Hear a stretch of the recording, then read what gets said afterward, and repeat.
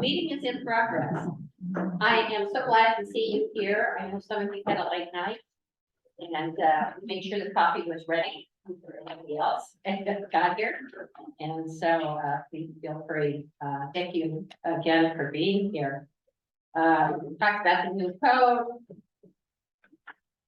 I need to ask a favor of you, and that is when we're on a break and we're all in the lobby, be aware that there are other meetings going on, other offices where people are trying to talk on the phone.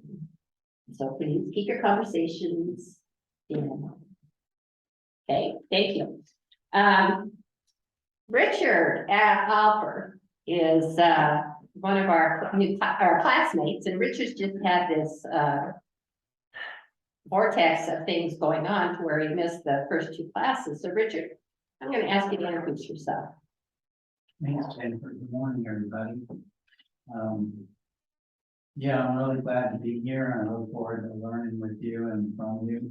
I'm the broader logo, I'm president of the Big Thompson Watershed Coalition, and we do fire recovery and forest health, and we did flood recovery in 2013, and so we're a small nonprofit located in Loveland. I'm a retired land use and environmental attorney. I practice in Maryland, and DC, and Virginia.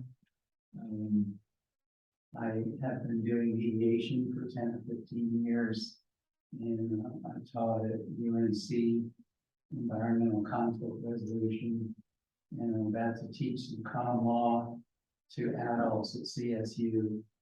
So I look forward to learning more about water with you, and look forward to meeting you. Thank you, Richard. Constitutional law. I always my theory on constitutional law is that the judges decide where they want to get, and we figure out how to get there. And I think that's happened to both of this group. So thanks and welcome. At your place, I did leave a little, they're not required readings, but several of you asked about John Colance's article. And so here is where you can find it, or you can just Google the John in the title and you'll find it. The second one is something a couple of you were at this last week, where I wrote a paper with Eric Kuhn, Adapting Colorado's Water Systems for a 21st Century Economy and Water Supply.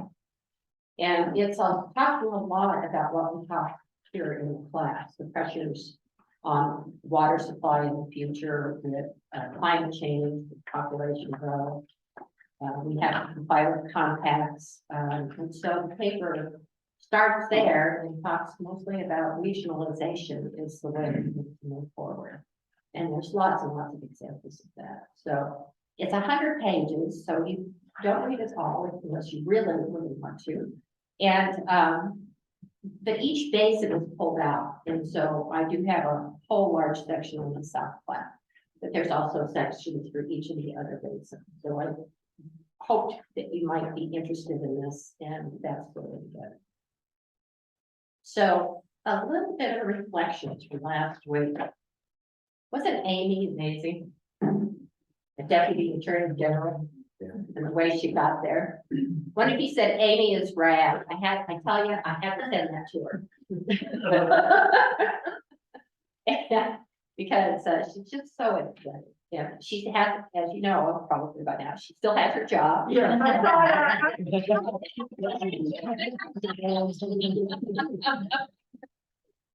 And so we'll probably keep using her because she keeps coming and talking to us. So that's great. I think you also got a sense of just how complex water law and water administration is. And, you know, in the old days, these water commissioners, the two that you heard last week, they would actually just go out and turn head gates. That's how it was done, you know, or the ditch riders for the ditch companies would do that. And when they lock a head gate, they carry around, they still do these huge chains in these locks. And they just lock the head gate so you can't turn it. And so there's lots of interesting stories about water administration. And I thought the two we had here were really good. I also appreciated the comments on John Colance's permitting issues. That was recommended to us by the last cohort saying, you know, we'd like to know more about permitting. And so it looks like you all appreciated that too. His article is encouraging the state of Colorado to take that up. They haven't done it yet. There have been some lively conversations at Colorado Water Congress about it. But the point is, there's starting to be conversation, and that's what's important. And then I love the question about if we were over appropriated in 1889, why are we still issuing water rights? Well, the answer is because there are times on the river when it's a free river and you're in priority and you can take a route. And if you want to protect it, then that's what you have to do.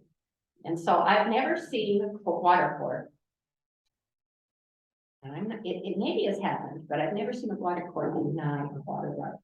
Because under the prior appropriation system, you're last on the list, and you may not get it except when you're in the file.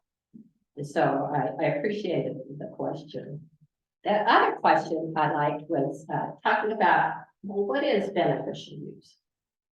Well, initially, it was you had to divert the water out of the river and put it on crops, use it for N&I, water cattle, and that was about it. Oh, also power production. And that was it. We had to change the law in 1976 to allow a water right for an in-stream flow. That was considered waste. Anything left in the river was waste. And so got smart and realized that's not a good way. We also started to know, these different industries came in. And so beneficial use is a flexible concept. And sometimes it was challenged, stonemaking was challenged as a beneficial use in court. The court said, no, that's a beneficial use. And so it evolves as we move forward. And I love the question because I love how the prior appropriation document has evolved to meet society's needs. And then one of you asked about, are we kidding ourselves when we're talking about water, but we're not talking about land use? Yes, we are. And we will have somebody, it was going to be this time, maybe it was December, who's going to talk about land use and water and trying to marry those two. And Eric and I talked a little bit about it in our paper too. And finally, before I set off on the book report, next December or next meeting, we're going to meet at Northern Water in Berthoud, and Benton will send out the address. It's going to be a longer meeting, but here's how we're going to do it. We're going to have our meeting first up until 1 o'clock. We'll have a lot of the northern people will be talking about NISP and more permitting issues. You've heard a lot about the Big Thompson project. We'll hear more about that. I'm going to talk for a little bit just about Colorado River, kind of the mechanics of Colorado rivers that you keep reading about it, so that you have a sense of that. And then we have a field trip up to the Chimney Hollow Reservoir construction site. And so that will be at 1. I know a lot of you sometimes have conflicts starting at 1 or so. So you can skip the field trip if you choose. But man, I encourage you to take it because it's something to see construction at this stage. It really is incredible. Benton, is there anything I forgot? I think so. I think you covered everything well. Yeah. Richard. Ann Castle wrote an article about land use and water for the Yes, and we asked her to come talk to you, and she said no. She just recently, she talked to the class last year. And she just recently was appointed the federal representative on the Upper Colorado River Commission. So her life has gotten a lot busier. But we talked to the folks that she worked with on that article, so we'll have that here. Richard, thanks. Ann's a good friend of mine, so I do try to tap my good friends. And she owes me a drink now that she's so. All right, so first, let's go with the book report. Christian, you're up first. Right. So, a little background on myself. I'm pretty sure I've got a case of ADD and I've had it for a long time. So, I like kind of spy thriller type of books, stuff like that. When I was at the table, Jennifer was next to me, asked her what she thought of Water Knife. She said, "Well, there's a lot of violence and thriller." And it's like, okay, right up my alley. I grabbed some for you if you could. It was good at keeping my attention. Does anybody know what a water knife is? It's basically kind of a spy / assassin. So the book starts. Yeah, right. So I wouldn't paint the picture that the Southwest is Armageddon, but it's kind of getting close to that. Colorado River's kind of at a trickle. The two areas along the basin that control most of the water are Las Vegas and Southern California. Phoenix is described as kind of a wasteland. Texas, a lot of refugees coming from Texas, they've described them as refugees, so crossing the border within the United States is a challenge. A lot of violence, and it kind of starts out in Las Vegas. The lady that controls the water in Las Vegas, her name's Catherine Case. She goes by the Queen of the Colorado, and she's kind of in charge of the Southern Nevada Water Authority. And her water knife, his name is Angel, and she found him in prison. I don't know if it was in Texas or where, but she got him out of prison, kind of liked how he acted, and hired him to, I think, not only control some of the water in Vegas and elsewhere, Arizona, but I also talked about kind of black ops teams going to, I think, Carver City and shutting down the water treatment plant, shutting down the water sources for towns around the area. They talked about, they didn't really say if it was folks from California or Vegas, but blown up dams along the Colorado River, having to evacuate, towns like Grand Junction, things like that. So she resides in Las Vegas in a big palatial building that has waterfalls and vegetation and stuff like that, where nobody else really does.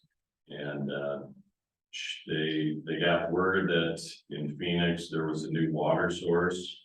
They didn't have the specifics, so she sent her water knife to Phoenix to kind of investigate what was going on. Phoenix is described as basically kind of a perpetual wind and dust storm. So most of the residents there, if they go outside, they have to wear goggles and masks and things like that. Phoenix doesn't have a lot of water. Most of the residents have to go to these pumps and get water, fill jugs, things like that. He is getting close to trying to figure out where the new water source is. And in addition to him, the two other main characters, a lady by the name of Lucy, she's a journalist in Phoenix, and over her career, she's written articles kind of bashing the folks from California and Las Vegas. So the people in California and Vegas aren't huge fans of Lucy. The other main character is Maria. She's a refugee from Texas. So one of Lucy's friends, he works for the water department in Phoenix. His name's James Sanderson. He is described as kind of an arrogant individual. His bosses sent him to kind of an old warehouse in Phoenix to look through old documents that they control. And he uncovers some of the more, well, maybe the most senior water rights they have. So Native American tribe back in like the 1850s sold them to Phoenix. Nobody knew about them. He uncovers them, controls them.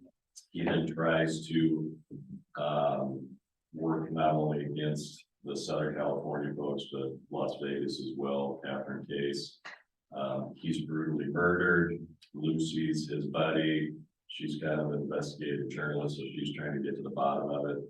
On Hell learns of Lucy. They cross paths. They develop somewhat of a romantic relationship. So there's a little bit of that as well. This book has it all. It does. I didn't realize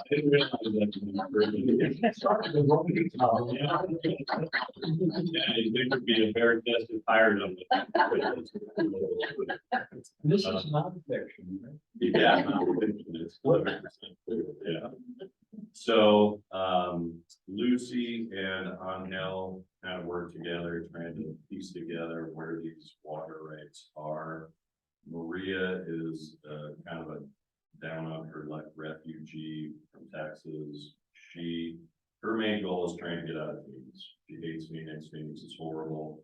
There are gangs that kind of rule the day-to-day operations in that town. So her main goal is to get out of Phoenix. She and one of her friends meet a gentleman at a bar. They go back to his apartment. All of a sudden, the next day or the next morning, he is murdered. Maria is hiding in the closet in one of the bedrooms or something. And they don't find her. They leave. Angel shows up and finds her. And in the middle of it, his name's Mike Orton. He's the one that got murdered.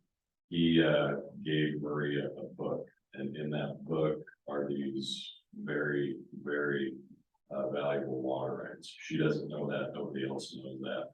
So she and Angel escape, and Lucy's on the fringes. They're trying to piece together her friend Jamie got murdered, and they kind of at the end of the book, they all meet up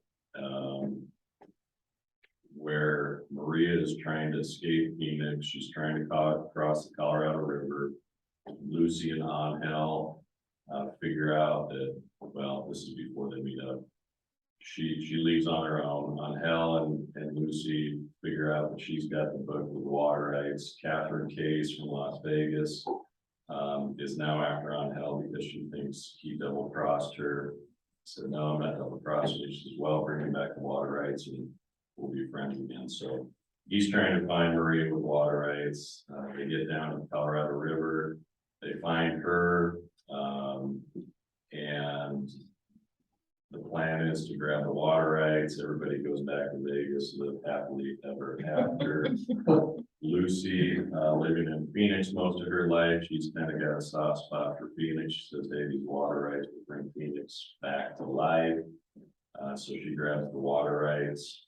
And at this point, long story short, there's a lot of fighting and stuff like that. Angel's been shot, he's injured, he can't move very well. So Lucy starts to leave to take the water rights back to Phoenix, on to Phoenix. Maria's like, yeah, second thought, she wants to get out of Phoenix and she doesn't believe Phoenix will ever come back to what it was. So she shoots Lucy, grabs the water rights, and she and Angel, basically go back to Vegas, and that's how it ended. So there's the water knife. Yeah. Any questions? So let me get a little better. This author came from London about 3 years ago and talked about in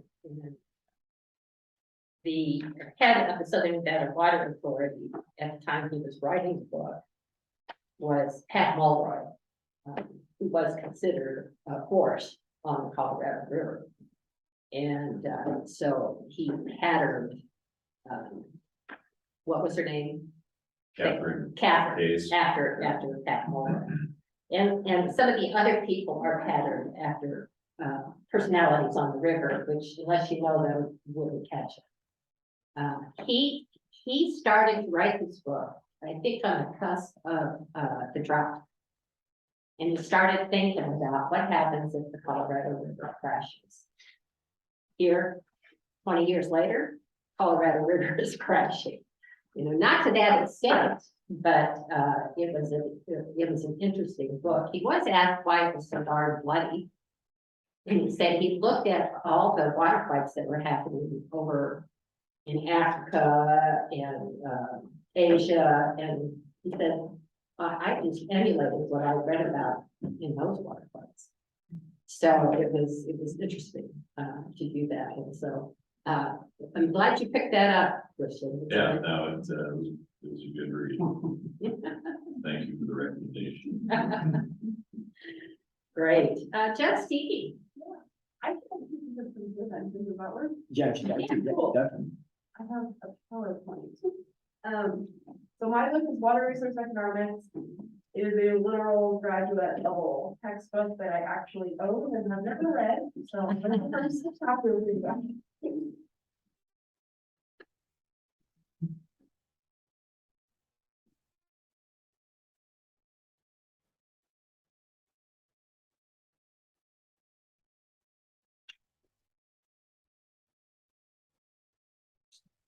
See those like, oh, there it goes. Yeah. I just have my. Do you want the clicker? Sure, yeah. Should hopefully work in there. Thank you. Okay.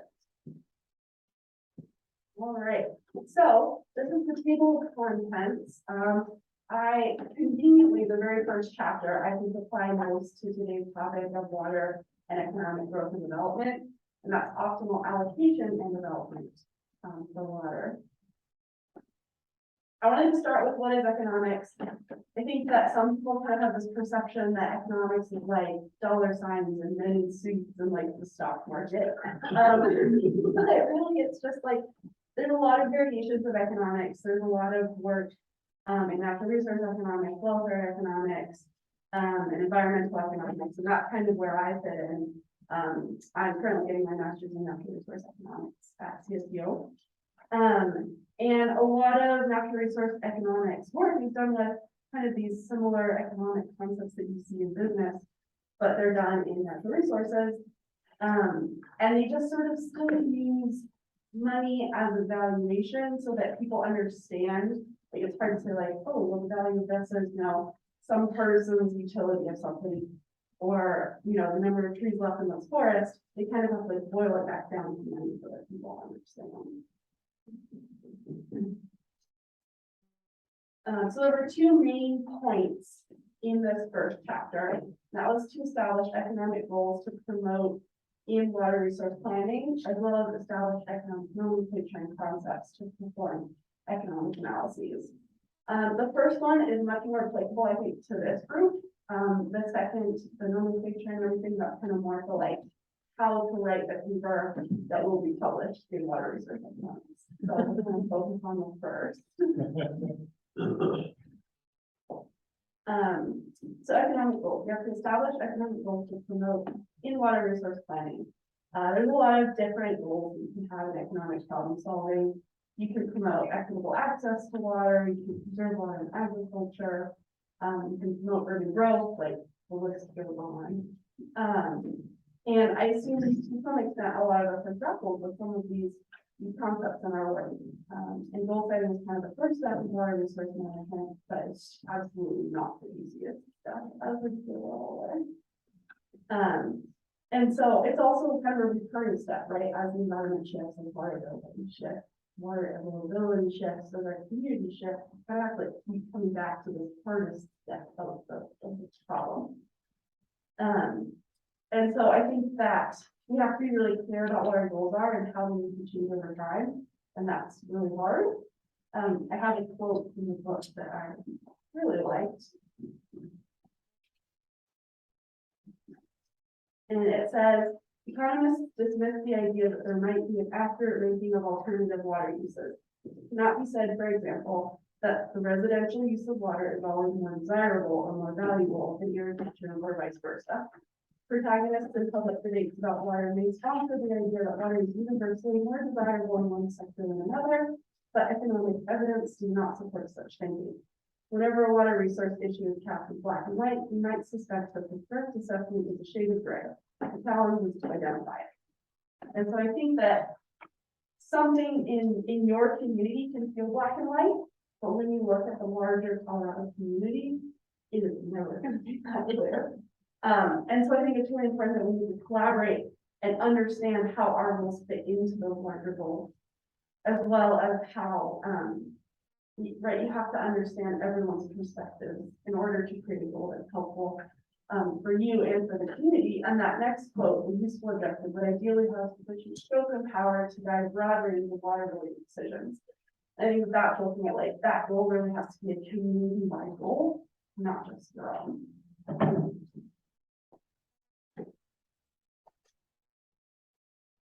And so kind of one of the two main ways that economists can approach reaching their goals are these types of allocative efficiency. There's neutral and aggregate.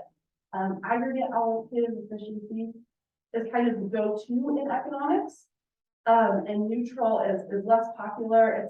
It comes up a lot in welfare economics. And I think that really applies to water resource economics because it really is a welfare question. And so the neutral allocative efficiency provides a variety of optimal allocations of water, and the aggregate allocative efficiency only provides one optimal allocation of water. And when I say allocation, I don't mean like, oh, only one industry gets all of this water. It means there's one optimal way to break up the water into all these different groups. And I think that people are kind of seeing that that's not really the best approach to water. You do have to think outside the box and kind of accept that there are a variety of optimal allocations. And so aggregate allocative efficiency is most commonly seen in economics overall. It weights willingness to pay in various sectors, willingness to pay for water, and maximizes the total overall value, which makes sense because you want to get the most value out of the water. But it can get really tricky when you get into more social questions. Like, for instance, I was just talking to someone who works in Vail. And so they were talking about how a lot of people have, second and third homes in Vail. They're just like dumping water onto their lawn so that it's beautiful and lush and green, so that, when they go there, it's nice. But so that they have a high willingness to pay because, they're potentially wealthier than the average Vail resident. And so they have a really high willingness to pay for that water. That doesn't necessarily mean it's a valuable use of water though. And when you look at the other side of that, someone who lives in Vail, maybe works at a resort or a grocery store or a restaurant, they need more water for drinking, for hygiene, etc. But their willingness to pay can never match that same amount of willingness to pay. So that's kind of getting into some of the more ethical issues regarding aggregate allocative efficiency. Whereas when you look at neutral allocative efficiency, it's kind of accepting that there are trade-offs for both parties when someone uses more or less water, and that maybe water should be divided not only on willingness to pay, but rather kind of for how it's being used, and creating a more equitable share of water. And so that's kind of the direction that water resource economics is moving in, away from the aggregate and towards the neutral.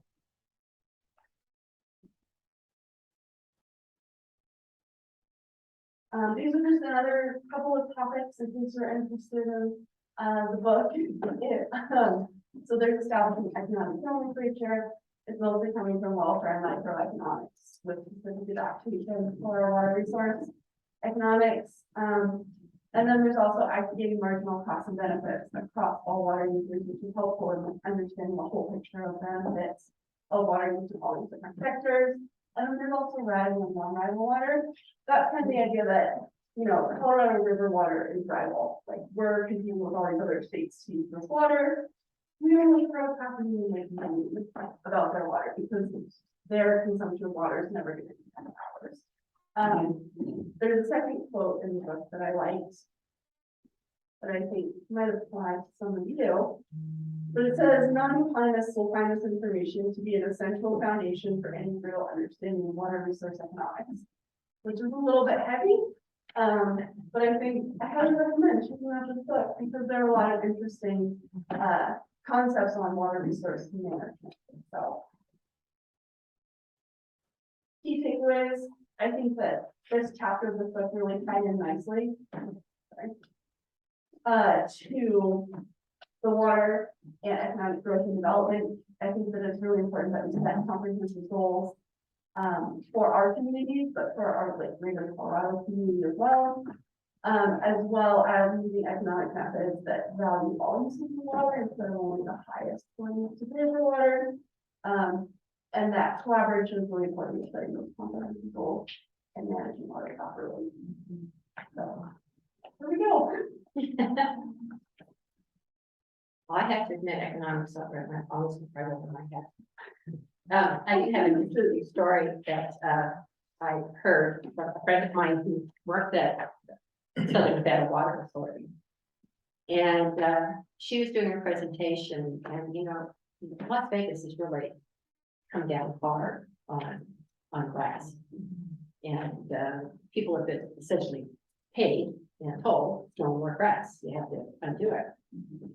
So looking at the willingness to pay issue, many of their customers turn the grass in the backyard into a huge swimming pool. So now what Las Vegas does is if you overuse, if you're taking too much water, they put a pressure valve on your system where you can only get so much pressure out of the water, out of the pipe, and it controls your water. And I've seen that, I also saw a presentation last week at Water in the West, that Las Vegas is, not Las Vegas, Los Angeles, and California metropolitan districts are looking at those also, because in those areas, you have people that they don't care, they pay, you know, and that's, we've got to do something different. So I think here you've seen interesting Aurora has come up with pretty strict guidance on new construction. The program that works at Aurora told me that the problem with that is that it works great for Aurora, but developers will say, okay, fine, we'll just go develop on this side of the city because your neighbors don't care. And that's a huge issue. And so thoughts, comments, what should we do? Should we have a state law that says only so much? Yeah. A question to follow. I used to live in Colorado Springs, and there was a lot of pressure to development unincorporated Paso County, which was predominantly fed by aquifers, not necessarily. Whereas Colorado Springs Utilities is pulling Park Basin water out the Southern Boulder system. Where is the state? Is the state going anywhere? Are we regulating that dynamic? There's also like lower land development standards in the county, so there's this. It's an easier bar to jump over the development of Paso County in a way from the developer standpoint. But long-term use of resources, is there a conversation around the source of the water? Well, that's, yeah, there is there are those municipalities south of Denver that are drawing on groundwater that is non-renewable or very slow. And that's concerning. And that's for many of those entities, that's their only source of water. And so which is one of the reasons Douglas County went down to San Luis Valley, the Rio Grande Basin, and tried to strike a deal to use Rio Grande water, which is really silly because that basin isn't hurt badly. Wasn't a good Jennifer's opinion. time to go down there. Not CSU's opinion, Jennifer's opinion.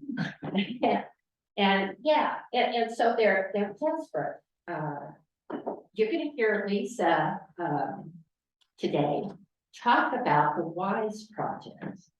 And this is a project, and I'll let her talk about it, but the whole point is how do we help these entities that are relying just on groundwater that's gonna go back? And are there some interactive things we can do? And so there have been some good things that have happened with respect to that. We have, Jim Young will talk about a project that we have a municipality in South Denver that's hooked up with the lower end of the South Platte.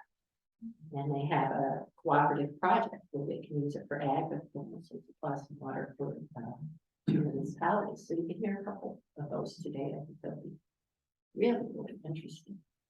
The state has not, one of our key recommendations in the report that I talked about that I just came out with is that we have state standards for grass, for non-functional tree, essentially.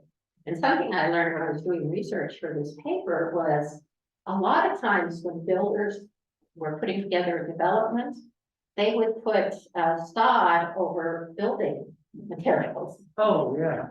And that uses like 10 times the amount of water than if it were on lawns. Yeah, I had my very first house out of patch of grass I could never get to turn green, and we finally dug it up, and there was they had clearly poured a slab for a back patio, and it didn't work, and they broke it up into chunks of concrete under the grass. Yes, so I think there's conversations that are starting, but yeah. Eventually got rid of the grass and made it a garden anyway. There's a really important regional conversation going on right now. The Community Foundation is heading it up, and it's getting these mayors and city managers together and talking about how can they combine their resources and their systems to better, more efficiently use water. So there are a lot of good things out there that are coming along. It's gonna take some brave people, Heidi. to withstand. Well, look at Tim Whitehouse, who was there in our last cohort, used to be on the council for Wellington. And he got kicked off because he was trying to do water smart things. And then he told me that the city council raised the water rates. So now it's they're up for the election. We've got to work really better in informing people about how much water really costs and the need to conserve. And that's Jennifer offered so often. And Benjamin. Yeah. Morning, everybody.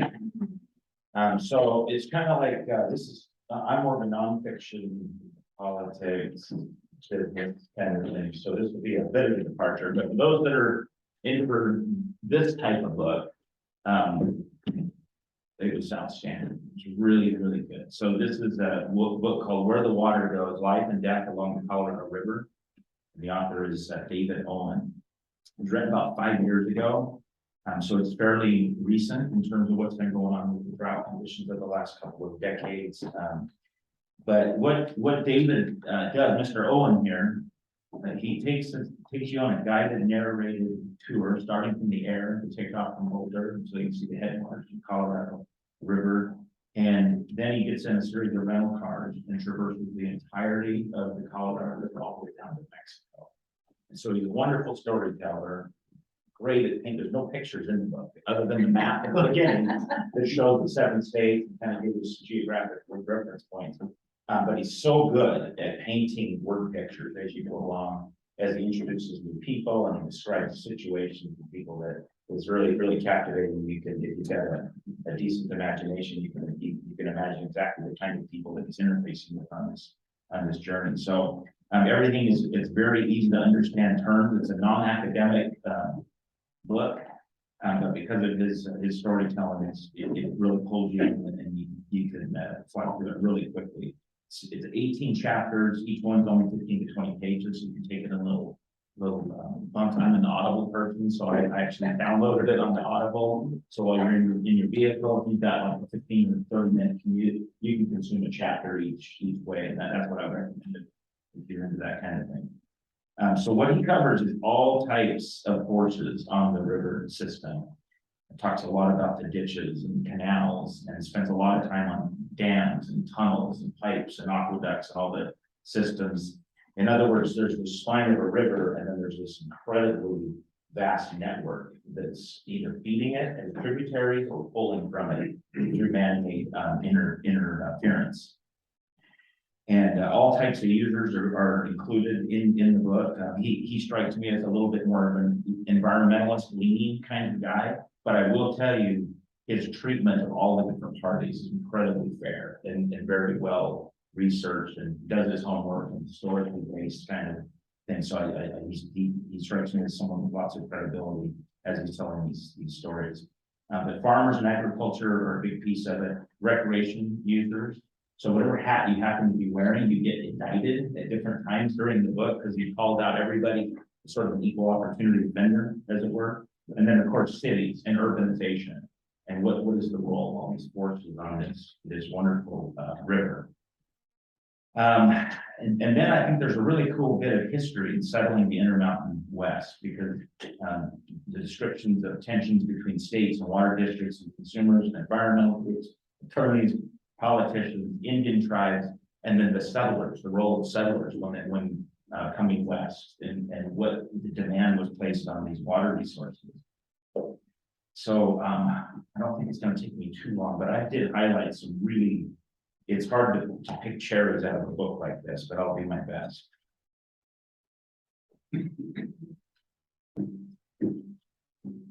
Okay, sort of the large big picture impact of what the Colorado River represents.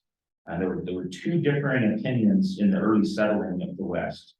And there's a gentleman named James Christmas Ives in an 1861 report said after he had led a mapping expedition up the river from its mouth in northern Mexico, described the Grand Canyon as altogether valueless, and concluded it seems intended by nature that the Colorado River, along the greater portion of its lonely and majestic way, shall forever be unvisited and undisturbed. That was in 1861. Of course, it didn't stay that You're way. not using it as waste. It didn't stay that way for long. Less than 70 years later, a congressman described the Colorado more accurately as intrinsically the most valuable stream in the world. It and its tributaries flow through and alongside 7 western states, Colorado, Wyoming, Utah, New Mexico, Nevada, Arizona, and California, before crossing into Mexico and Nevada, Arizona. It supplies water to more than 36 million people, including residents not just of Boulder, Denver, and Colorado Springs, but also Salt Lake, Albuquerque, Las Vegas, Phoenix, Tucson, San Diego, and Los Angeles. And several of these are hundreds of miles from the banks of the river. It irrigates close to 6 million acres of farmland, much of which is also created through eons of silt deposition. It powers 2 of the country's largest hydroelectric plants at Bluebird Dam and Glen Canyon Dam, as well as many smaller ones along its route. It's the principal water source for 2 enormous man-made reservoirs, Lake Mead and Lake Powell, as well as many smaller ones. It supports recreational activities that are said to be worth $26 billion each year. Some of its southern reaches attract so many residents during winter that you can almost believe it had overflowed its banks and left dense alluvial deposits of motorboats, jet skis, dirt bikes, golf carts, ATVs, RVs, mobile homes, fifth wheels, and lots of gray hairs. So the point here is that all of that human use and utility, it comes at a cost. And so as it comes through telling each of the chapters, it's really geographically based. We start at the headwaters, and so each chapter is kind of like a different element as he migrates his way towards Mexico. And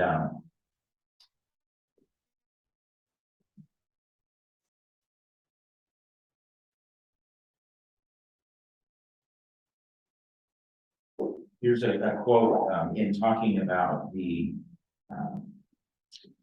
use of the river. When we use finite resources more efficiently, paradoxically, we make their consumption less costly to ourselves. The modern myth is that by maximizing economic value, we break the link between consumption and its consequences, that there's sort of a Moore's law of human comfort. But at some point, inevitably, we will reach an absolute limit. And then as he talks about, the different series of dams, there's a couple of quotes in here regarding the dams. The first is, dams are still unloved because of the harm they do to river systems, but hating them today requires more nuanced thinking than it did 30 or 40 years ago. The only non-carbon energy source in the United States that's larger than hydro is nuclear. Solar still barely makes the list. So the point there being that we're actually using it now, we're depending on the power generation that's coming from these water storage systems. And then staying in the dam world.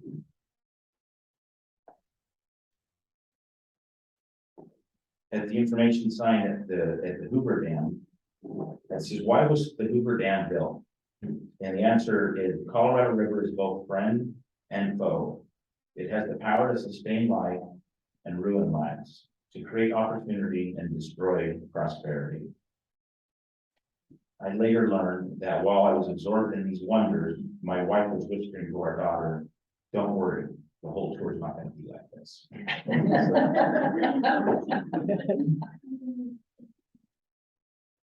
Okay, and then let's see. I'm going to restrict that last one. Okay, talking about how the Colorado has been plumbed, that was the word he was used. It's an interesting way to get to think about this network of man-made plumbing that's taking place on the river. We have plumbed the Colorado to bleed water in all directions. We take water in Wyoming outside the river's watershed and move it to Cheyenne. Come down to Colorado, we move it across the Continental Divide from the west slope to the Front Range into the Kansas-Nebraska basin. Outside the watershed of the Colorado, we move it across the Utah Desert to the Wasatch Front, to Salt Lake, Provo, Orem, and all the agricultural districts. Also not in the Colorado watershed. In New Mexico, we move it to Albuquerque, which straddles the Rio Grande. In Arizona, we move it across 360 miles of desert to Phoenix and Tucson. And not leaving California out, of course. But in California, we move it over hundreds of miles of aqueduct from Lake Havasu to the coastal cities, not in the Colorado watershed. So I thought that was a pretty poignant point made there. All right, now I'll talk about technology. We're talking about the aquifer, depletion of the aquifers, and there was something I had never heard of before, and it is called GRACE. GRACE is the Gravity, Recovery, and Climate Experiment from NASA. It involves 2 satellites, and they follow each other in orbit around the Earth, and each of the satellites is about the size of a squash minivan. They're separated by 200 kilometers, and the primary thing they measure using infrared lasers are tiny changes in the distance, plus ups and downs. The fluctuations are caused by variations in the Earth's gravitational pull, which is caused by variations in the mass of whatever the satellites are passing over. It works a little like a scale. When you step on a scale, gravity's pulling you towards the Earth, and the heavier you are, the further it pulls. Same principle. The mission's original focus was on such obviously climate-related phenomena as melting glaciers and rising sea levels, but they found something else out through this data, and that is that they could detect changes in groundwater volumes, which is fascinating. So it's going all the way around the globe, and what it revealed was that it took a while for the picture to come into focus, but what they realized that the GRACE satellites found that there are parts of the globe where there are some real danger spots in terms of groundwater depletion. And the worst are in India, Bangladesh, Pakistan, and the Arabian Peninsula. However, as they start grounding the world and picking up all this data, they realized that the Western United States is equally problematic in depletion of its aquifer reservoirs. The GRACE program is a crude tool for measuring water on land, and scientists who gather the data are still trying to figure out how to interpret it, but the satellites do help fill in the big picture. They reinforce the obvious lesson that you can't suck water from the ground forever without creating problems above the surface. In our country, the most depleted areas include California's Central Valley, the Southern High Plains, and all across the southern part of the United States and the Colorado River Basin. So we're on that radar, so to speak. If I can interrupt for a moment. Yes. Water in the West, we had a speaker talking about this. And a new satellite went up in 2018, and he was getting some dire warnings about Colorado River and water supply. Colorado. So the last chapter, and this will only take me a couple more minutes here, is potential, not, I don't want to call them solutions, because he never claims to have any solutions to this. Let's just call them ideas and observations as to where the solution may lie in some combination of different ideas. A lot of times people on farms get pitted against city slickers. And quote I'll share with you, people who live on farms that are irrigated with Colorado River water often accuse people who live in cities of causing shortages by taking water that doesn't belong to them. But throughout the western United States, the main water consumers are still farms, not cities. Agriculture accounts for roughly 80% of all Colorado River consumption throughout the river's entire drainage basin. In interviewing the CEO of Denver Water, Jim Lockhead said this. He said, "We serve a quarter of the state's population and well over a quarter of the state's economic activity. Yet we use only 2% of the state's water." So again, it's one of those tension points where one's not a winner, one's not the demon, and one's not the angel, but we all have to work together to figure this out. And then a couple of quotes on sprawl, since that often comes up. As I drove between Boulder and Denver, he passed the development, I'm not that familiar with it, many of you may be, called Candelas. Candelas? Yeah, my old firm did it. You know, I wasn't, my old firm did. okay, so he used Candelas as a poster child. And the poster child, he's not demonizing Candelas, just to be clear. What he's saying is their advertising and marketing is saying this is the next great place on the Front Range, and it's life wide open here. And so it's this, we're a market, all of us are complicit in being part of that market that said, that appeals to me, I like that. I want to live life wide open. I want to be in the next great place on the Front Range. When Candelas is finished, it probably won't have as many acres of lush green grass and vibrant wildflowers as the pictures on the website suggest, but it would still be a good example of the kind of suburban expansion that is made possible, if not inevitable, by both existing land use regulations and successful municipal water conservation programs.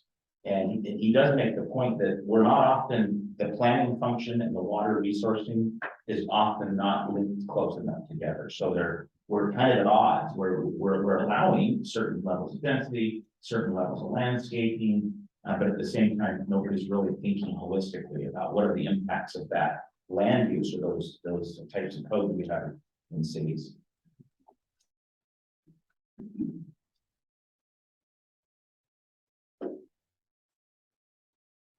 Okay, I'm going to finish with another paradox, which is nature and how we love nature. We love the national parks. The whole national park system was established largely on the backs of the automobile, making all of this beautiful stuff accessible to us. So what is the carbon footprint of that, of us going to nature using our system, our whole infrastructure system to get to nature? So I thought that was an interesting paradox. Again, it's another indictment of all of us, perhaps, where you go, ooh, yeah, I guess we all have a role we're playing in this system. And then lastly, I'll leave with this final quote. Back in 2004, Bennett Rayleigh, who was Bush's Assistant Secretary of the Interior, organized a river trip down the Grand Canyon. The people on the trip were federal brass, state water managers, urban water managers, journalists, and data. The participants included then head of the Central Arizona Project, who has since retired.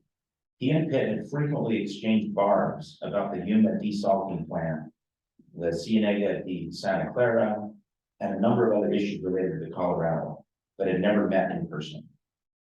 Suddenly, there they were sitting around the campfire, thinking, this is gonna be a long river trip. But ultimately, they started talking and turned out not to be, there's a term called water buffalo. You'll have to read the book, but it's really cool on how that got started and the whole Colorado River Compact and sort of the Good Old Boys club. And the law of the river, that's another thing we talked about in here. There is no such legal thing called the law of the river, but you'll have to read that chapter just to pique your interest there. But they talk about water buffaloes. They're not water buffalo bad guys that some people might have painted them out to be. And I wasn't the crazy lunatic fringe environmentalist that some people might have painted me to be. One result of the campfire discussion was a year-long series of meetings about the river, which involved a number of interested and often opposing groups. The meetings were so civilized that the group was eventually able to publish a joint white paper. That white paper then has still held the peace to this day. And as things get worse, the peace is going to be harder to hold, but just building those relationships was a huge cultural shift. So I thought that was a kind of nice way to end his book. And that concludes my report. Thank you. Questions, comments? Just have a quick land use plan deal. I think, if people can correct me if this is not correct, but Fort Collins passed a tiny house, amendment to their building code. So I think HOAs would override their people doing this, but basically allow you to build a tiny house in your yard with keeping the same utilities. And I'm not sure if you need a new meter or not, but I'm just wondering what impact that will have on water, because everybody wants to build a granny house or a tiny house in their backyard. But you couldn't do I'm it. hoping my son wants to pretty soon. So anyway, question came up at work the other day, what happens, it's gonna be to increase water, so if, usage, because now we have one house, we have two houses. So was that contemplated? Yes, the question was when they passed that code amendment. So I think it was passed in the last week or two. So if anybody lives in Fort Collins and you don't have an HOA, I think you can go with a granny house without a huge expense for a new water tap.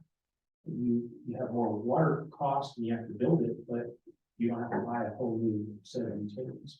Yeah, but So, in fact, municipal, domestic use like that, it doesn't really consume that much water. It's not consumptive, yeah. Yeah. And actually, if you're putting it on top of what was grass, you could actually reduce water, you know? Yeah, Yeah. it's not, I mean, I just think that a lot of people are gonna sit down and do it. Because right now it's cost prohibitive, but if you can do that and turn it into a rental, it could double. Each house could double their usage. Yeah, Greeley actually passed a new development code 2 years ago, but I don't think we've seen a lot of ADUs Not pop yet. up yet. Yeah, it was frowned upon for the existing legacy neighborhoods, but it was like fair game for all the new stuff, to do ADUs on the new stuff. Yeah, in fact, we're designing the habitat lot 30 feet for, and again, this is all featured around affordable housing, creating more affordable housing in communities there. So, and then multi-generational households. So, but I agree, the water uses, it typically would not be, more extreme than having a 6-bedroom home. Right. Well, and actually, doesn't every residential path have a maximum allocation? And if you go above that allocation, there's a surcharge. So water suddenly starts getting 3 times as expensive roughly. So there's ways to get around that. And to piggyback off that, not just because, my boss walked in the room, but. One of the things we did in our community, in Fort Collins, before the city of Fort Collins passed its land use. Plan, the housing is basically small. And we were, staff to zone asking for our site, and then we're developing a really small cottage, and we'll bring into the market with the median of what we like. And that's kind of the big push for that in Fort Collins. But you commented on the tap fees are killers, and so we work with the sewer and water providers to make sure they live on the tap for that address, but they will have separate electric utilities as well as cable, et cetera.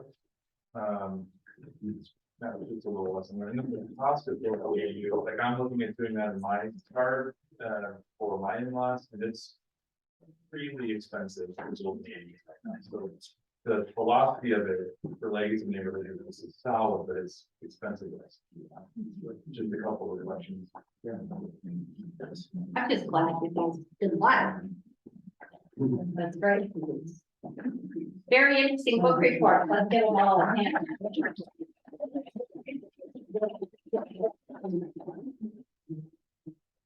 All right, so speaking of economics. We have next Adam Joker, who has worked in water resources. He's worked for Greeley and for Colton, I believe, water resources, and now he's moved over to the West Water and I'm going to turn it over to Adam to talk about water and economy. Thank you, Ms. Jennifer. Thanks for being here, Adam. So again, Adam Jokers, I'm with Westwater Research. I recognize a lot of people in here. It's good to see you all. This is, I don't know, I think I present most every year at Water Literate Leaders, and I'm representing the third different firm. So, which has been fun because I've been able to present the Fort Collins perspective, the Greeley perspective, and now hopefully a regional perspective. I'm going to be talking about the regional water market and its nexus to our economy here in northern Colorado. So I'm going to start with just discussing at a high level what's going on with the Colorado River or the Colorado water market. And really what drives Colorado water prices is population growth. Population growth means new houses. New houses mean additional water supply needed. And that demand for additional water supply is reflected in our prices. This is a chart on the left of population growth, both historic and projected in Larimer and Weld County. Not a surprise, right? We are projected to continue to grow. That translates into new houses and a demand for houses. And this chart on the right in blue is, I don't have a pointer. In blue, Yeah, that's working. was it working? What kind of TV? Oh, I could just. You did it, Adam, like, Some nail light, yeah.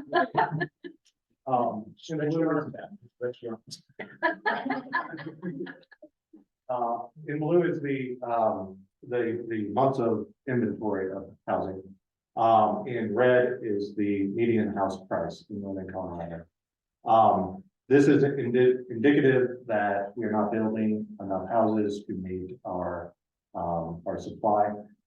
These numbers are going to change in the last few months. I don't have this updated, but I'm sure we'll talk about that there have been some changes in the regional housing market, and we may see changes to this data. So where is water transacted? This is the graph on the right, or think of them as water buyers. On the left are water sellers.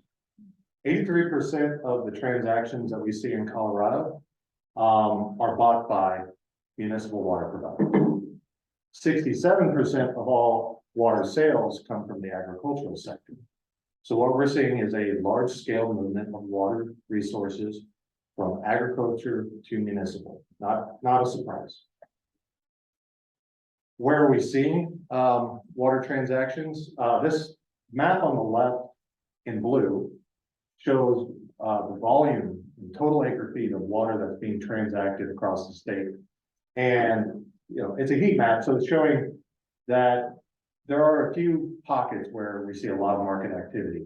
The Front Range, as expected, we're seeing some activity down in the Arkansas Basin around Pueblo and the Lower Ark. Some of that is ag to ag transfer. And then the Roaring Fork Valley on the west slope, we see a lot of environmental transactions, water being released out of Root Eye Reservoir, for example, down into the Colorado. But if you look at the value of all this water being traded, the hot spot is the Northern Front Range. And a large part of that is that it's being driven by Colorado Big Thompson CBT prices. CBT right now is transacting at over $100,000 an acre foot. That is the highest priced water in the country. A lot of places across the West, my firm does work all across the West. If you look into California, water is leased at a much higher rate. It's being leased at $2,000 an acre foot compared to Colorado, maybe 500 an acre foot. But nowhere is it as expensive to buy water as it is in northern Colorado. Again, the reason why this is occurring is water is being developed for new housing. So typically when a new house is built, there are two ways that the water is purchased to deliver to that new tap. The first is that the municipality itself goes out and buys that water. A lot of municipalities have what they call a cash in lieu rate. That is a fee paid by developers to a city to get a tap. The city then turns that money, takes that money and then buys water rights to supply that in the development. Alternatively, developers themselves have to go out and buy water rights and then turn those water rights into the municipal water provider to get a tap. So it's that transaction either by the developer or the city that's driving the market in the front range. What does that mean for a cost of a new home? I hope I'm not stealing your thunder, Pat. It depends. There are 71 different municipal water providers up and down the front range. Each of them have their own policy. So it varies widely what this means for a water tap.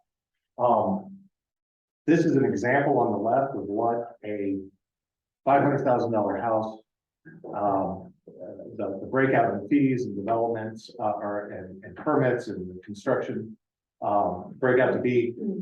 Water can be 10% of the overall house price, $50,000. Again, this is just an example. It depends by location. What's interesting is that's really not reflected in your monthly tap fees. So, you know, in Fort Collins, we pay $3 per 1,000 gallons of water. That's maybe a $70 a month water bill. If we were to take this $50,000 and break it out at 6% interest over 30 years, that would actually be more like 300. So the homeowner is not necessarily seeing that cost reflected in their monthly bill. It's reflected instead in the house price. We're seeing also that the cost of water is far exceeding the cost of housing. This chart on the right shows an index of CBT prices over time compared to the Case-Shiller home price index. And you can see we're out of balance, and we've kind of crossed the that ratio somewhere back in 2012. So when a developer needs to turn in water for development, there are a few common sources that are accepted. Transbasin water, mainly Colorado Big Thompson units. This has been the de facto method for development in northern Colorado. Many other water providers also accept shares of ditch companies. Those shares are collected by the water provider, changed through water court, and then provided back to the tap.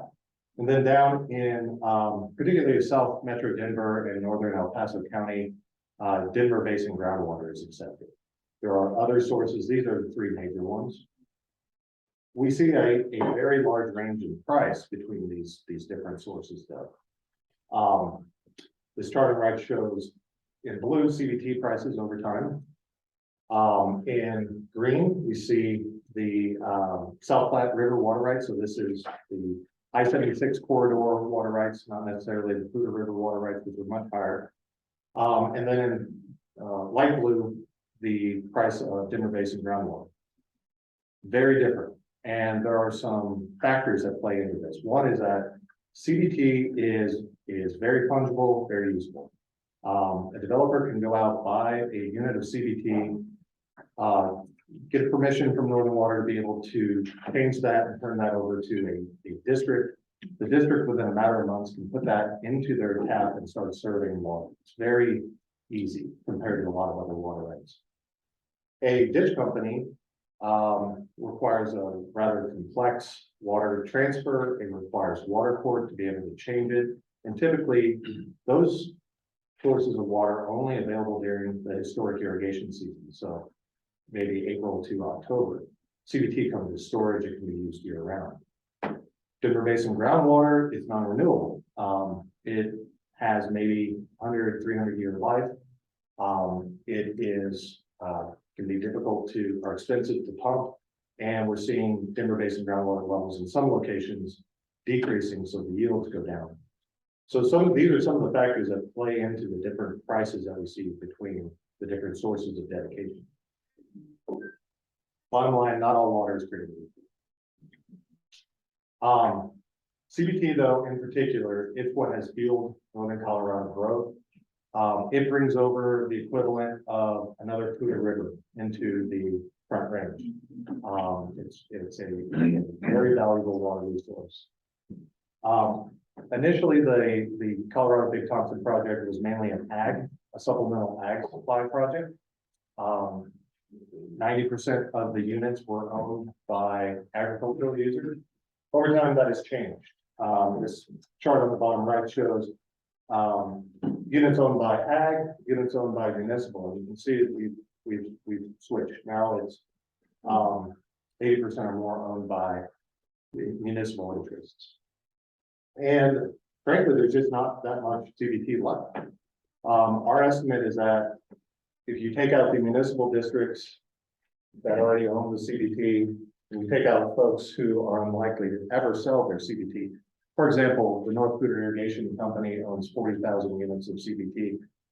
Very unlikely ever going to sell. There's only about 10% or less, and that number decreases daily. Left. So diminishing supply, increasing demand, of course, price is going to go up. It's also reflected in the volume of CBT that we see transacted year over year. Generally, we're seeing a decline in the amount of CBT that's transacted. Want to point out some of the additional reasons why we're seeing some of the prices. Again, there's 71 water providers on the Front Range. Each of those water providers have their own set of developers, and each of them are trying to buy water. It's a very competitive market.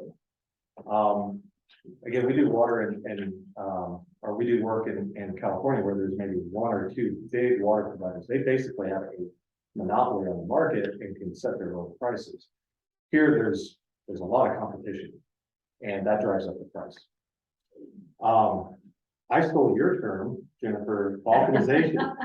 We're balkanized in that there are a lot of different small water providers competing against each other. There are also haves and have-nots. The city of Fort Collins is a great example. City of Greeley is another great example. They've been around for 150 years. They've developed water over that history. They have very senior water rights. Fort Collins really have the most senior water rights on the Poudre River. The crown jewels of the Poudre River. That gives them a head start. And they have been able to leverage those to keep their water rates down, not have to acquire water quite as fast. Compare that to a Timoth or a Windsor, who need to buy that water to serve the next taps that come in the door. They in turn will have higher tap fees because of that. Usually when there are a high number of suppliers, that tends to not only increase competition, but lower prices. But you seem to be arguing that the high number of water providers raises prices. Is that because they're in separate pockets along Front Range, so they don't really directly compete? So I meant water suppliers, meaning water districts, the people consumers buy their water from. Each of those suppliers is out buying water rights, and therefore they're a demand, right? So there's a lot of competition amongst buyers.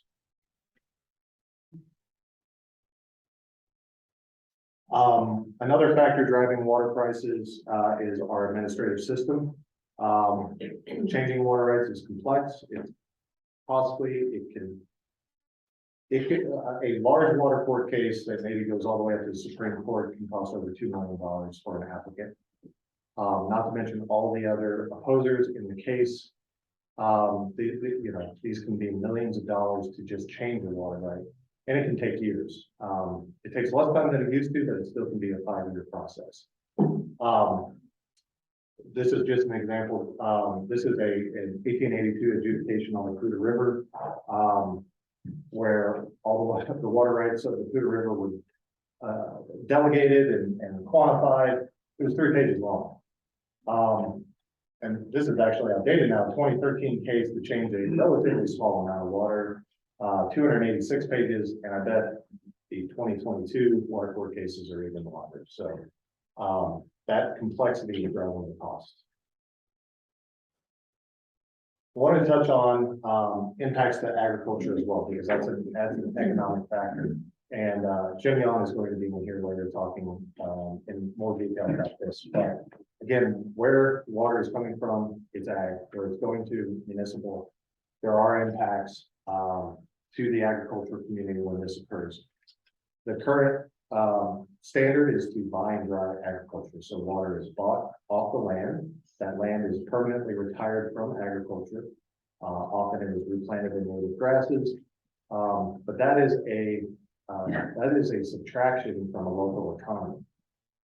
And one could argue that, you know, the reason water is being sold from ag to municipal is that it provides a greater value, and it does.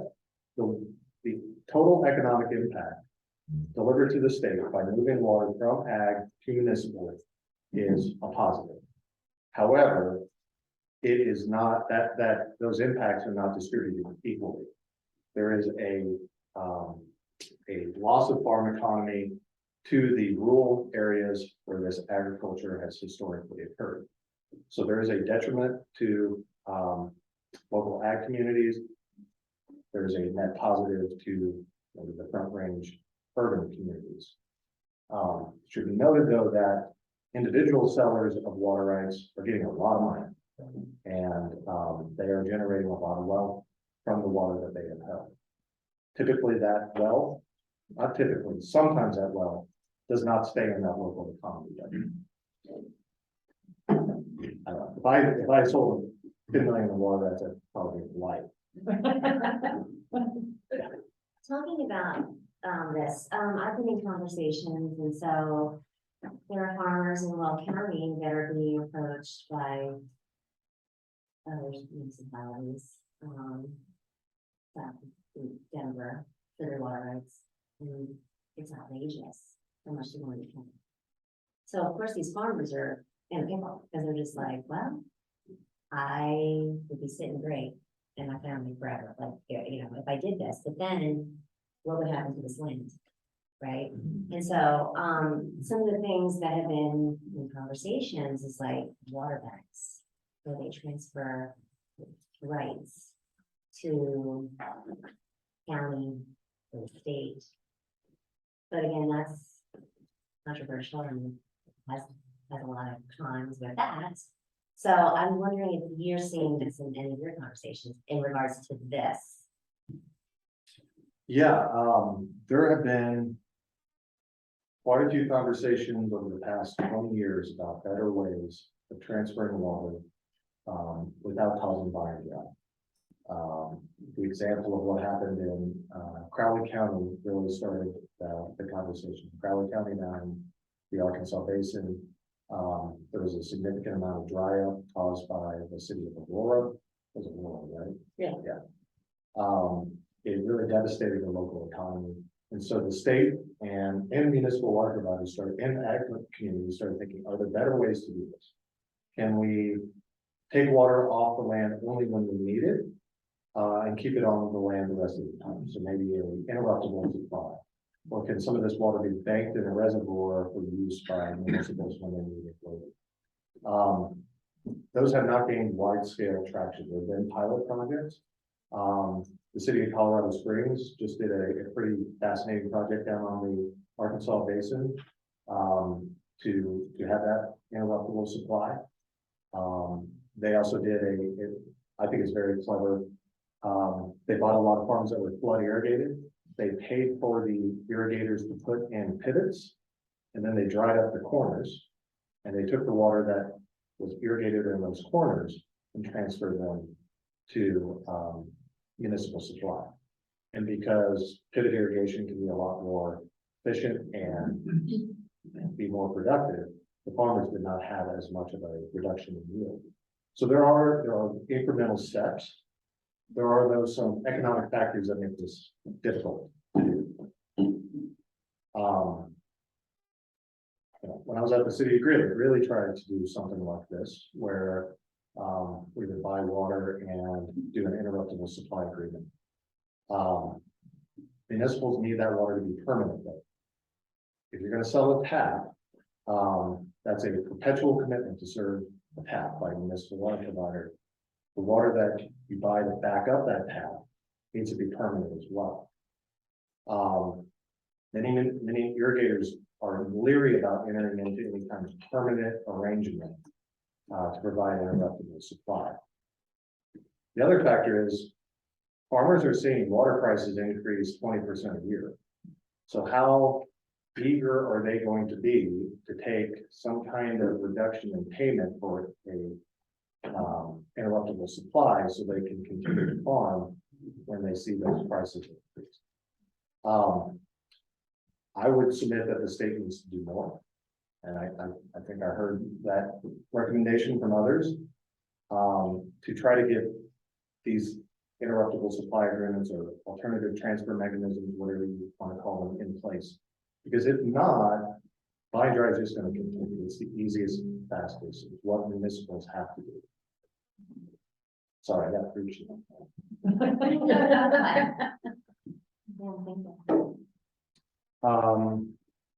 Okay. So bottom line, population is driving water prices. As long as Colorado continues to grow, the economics point to water prices continuing to increase. Unless some new major source of supply is developed, or there's a radical change in policy, we're going to continue to see agriculture water move to municipalities. And even with some of the big new supply projects, when they get firming, some of the projects I'm sure you've heard about, that's still not enough. And there's going to continue to be ag to municipal water transfers. Water prices are likely to increase. And then again, remember, these water prices have real economic impacts. It is reflected in affordable housing. It's reflected in the regional economies of the rural communities in the particular eastern part of the state. It's something people should be paying attention to. So with the economic impact of the water when you're buying in these developments, right? Is there a way to divvy it a little bit more so that people can absorb it instead of like that $50,000 or $20,000, whatever it may be, right? Like it's kind of like the thinking that they're doing for geothermal, right? If you already have a home and you want to switch over to geothermal, it's a lot of money. But if you have a developer that is going to put geothermal into that whole subdivision, then that cost gets broken out evenly, right? And it's not one person taking that brunt. Right? I feel like that's a big brunt for someone, especially in this economy, to be able to have a home, right? I mean, we lack product, and our middle class can't afford this kind of to live in the places where they've always worked, like either working or where they've lived their whole lives. So, I mean, I just feel like, we have to do something. Because we've got major crisis with water, with housing, with workforce. So it's affecting many layers. Everything's connected. And so I want to hear more about this regional approach. I do too. I don't have a good answer. I think, the amount of water required for any type of new product typically is scaled. So multifamily requires less water. It's cheaper. Less water is required, so less price is built in. Single family homes more.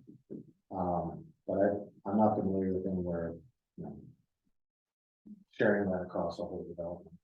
Maybe that can be one of them. That's your question. Hi, I'm Claire Bouchard-Man, with the Community Foundation here, and I don't know how much this group knows about the foundation's legacy work with regional leaders on water work.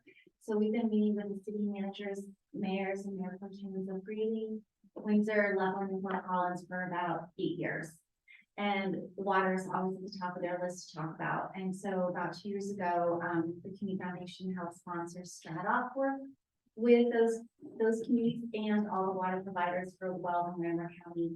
That work is really culminating in an all-day retreat next month where they are talking about how do we work as a region across watersheds and areas to develop maybe some dedicated funding to preserve water in northern Colorado so it stays here. So more to come because those issues are top of mind of government leaders, water providers, district providers. So I don't know how much I can say other than that, but there are things happening behind the scenes for sure. You know, I think another tension point in this is that we have to tell people all the time, really, that the new development is required to pay for itself. You can't tax or raise rates on the existing ratepayers, particularly related to water, but really across that philosophically, because then that won't last, because then they're gonna throw the bums out. You know, if you start to subsidize the new growth on the backs of the existing ratepayers, we just can't do that. So that's the conundrum. Really still has a really attractive water proposition, but it's not at the cost of raising rates of existing ratepayers in order to accommodate lower prices for the newcomers into the town. Because, you know, a lot of those folks don't want newcomers coming in anyway, let alone subsidizing it by raising their rates to pay for it.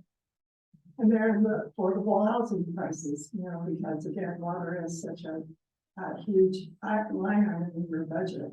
And you can maximize, you know, we're doing things like maximizing very small footprints of turf, xeriscaping, using those water-wise, you know, landscaping practices in the development. So we really, you should talk a little bit about non-pot and, you know, kind of how I thought that was pretty creative, especially with Terry Ranch and what that will help the city of Greeley and the community of Greeley as far as lowering that cost of development. But still be very expensive no matter what. Yeah, on non-pot, you know, really requires non-pot for all new development. That is actually pretty standard for most development in northern Colorado. And it doesn't reduce the amount of water that a development needs, but it's using the right water for the right purpose. It's using ditch water that historically has irrigated that land, doesn't require treatment to grow grass. Why do we need to treat that? And so it may not reduce the overall amount of water, the price, but it does reduce the price of treating all that water. And that's reflected in the public bill. So for some communities like Greeley, it does actually make a difference, so because they're buying lower polluter water rights that are cheaper to irrigate the town through non-pot. Water down there can be bought for $10,000 an acre foot. They wanted to buy potable, it's $50,000–$60,000 an acre foot. So there is a cost savings proposition going that way. And in Elko, north of town, you don't see that. So it is very site specific. Something, I think non-pot systems, you said it correctly, that it's keeping the right water in the right place, but I'm struggling a little bit with the ongoing maintenance of all those private irrigation non-pot systems and municipalities maybe having to go in and take over non-pot systems that an HOA or a metro district didn't maintain properly. think that's something that I'm struggling with just personally, looking at my own HOA and, the money that we're gonna spend to fix the non-pot system in areas. And I also think it goes back to the whole masquerading as if lawns are good in Colorado. You know, we're still we're using a lot of water to make it look like it works, but non-pot systems also encourage a lot of inefficient or waste, I think, with people overwatering every day of the week, even when there may be restrictions, and at least from Windsor's standpoint, I know that we're gonna struggle with that, and getting our arms around that is a challenge. I live in a development as well, and I'm on the Metro board. It was a shock seeing how much debt we have. And the payments are $1 million a year for 30 years. So that's what that, is part of the cost of living there. It shows up in taxes and it shows up in the non-hot water bill. And I share that too. I mean, it gives us a lot of flexibility. But, put this 10 years down the road, and I know how quickly, mechanical plants degrade. It's about 20 or 30% per year if they're not maintained. So, you can be left easily with just a bucket of junk after 10 years, and you've still got 20 years worth of payments. I'll, just toot Greeley's horn, but they did a master plan. They looked at how other communities do non-pot, and almost all do non-pot through metro districts. So each development has their own non-pot plan. Really chose to make it a centralized department within the city. So really there are no private non-potable systems. Greeley runs it. Now that comes at a huge cost. There's a non-potable division, 6 people, their own shop, their own equipment. It's very expensive. The pumps don't break down though. Well, and also if you don't do that, I mean, the city of, as far as our town is concerned, not speaking out of school, but the town has enough to do with their systems, and they're hands off as far as our non-pots. We're on them.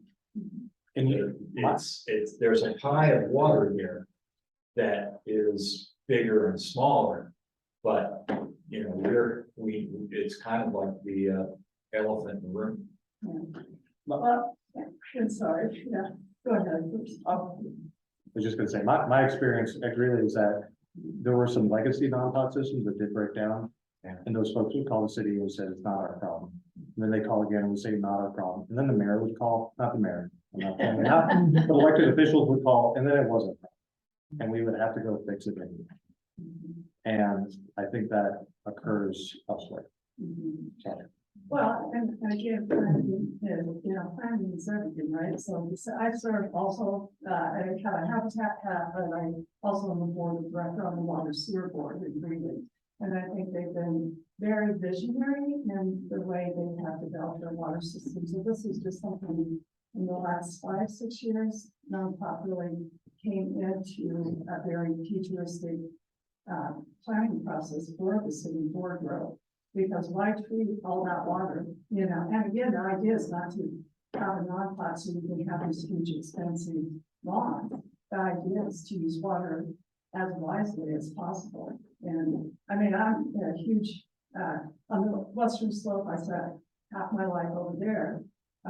Irrigation was used primarily, especially back in the 80s and 90s, to irrigate lawns. You pulled off of a ditch to irrigate your lawn. And so it's kind of going back in time, but, putting future improvements and plans in place on how we deal with different types of water uses. Now, I moved to New Mexico, and, we had our own savings down there, and, we had a couple of acres, and I mowed it a couple times a year. That was it. Yeah, I would just keep it mowed, keep the elm down, and keep the woody plants out, and that's fine. You might tell I'll people get what a this back. mistake is, what a mistake is. Hmm? Why don't you tell folks what a mistake is? It's a ditch. But again, And on a small, somewhat unregulated scale, it's self-regulated. And despite water calls, you know, when it's your ditch and it's your community, you all share equally. that's right. You know, I had 1876 water rights, who cares? You know, if there's no aquifer. You know, your pie is really pretty small, it doesn't matter. One comment on this that we circled around is the landscape code in your jurisdiction and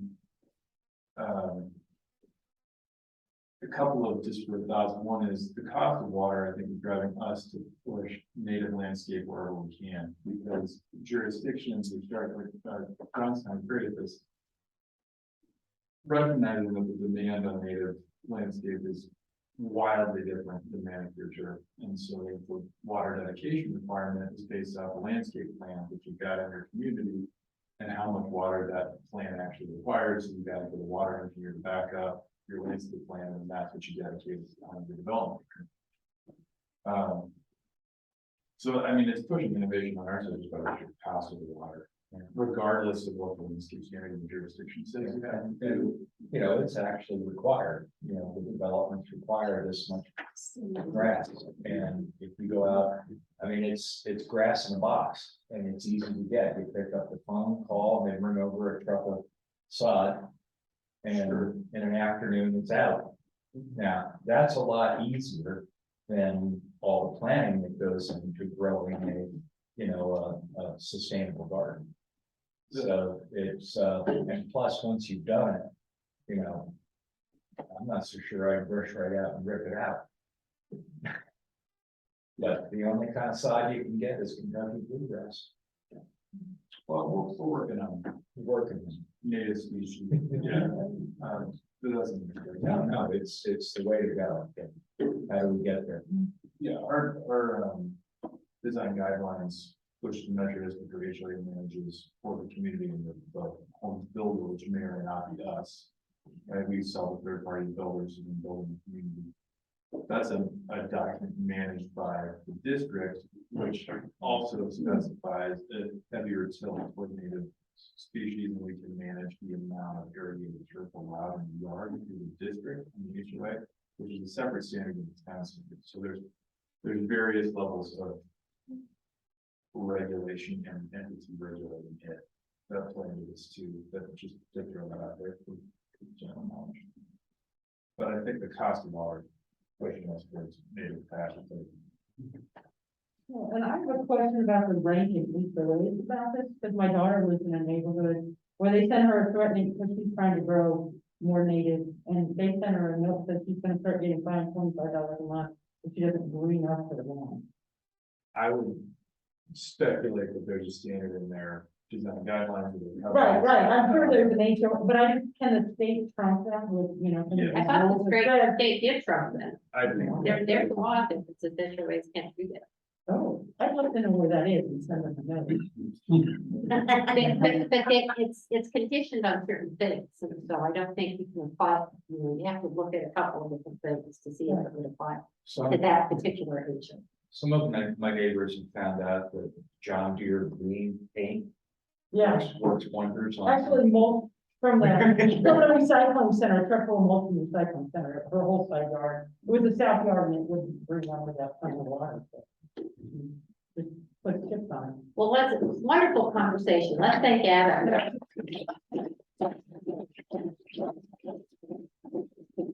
Got a 15-minute break. Remember, keep your voices down. Out in the lobby, right? Things. So take 15 minutes and we'll be back and listen to you. Yeah. Thanks for coming in, Adam. Yeah.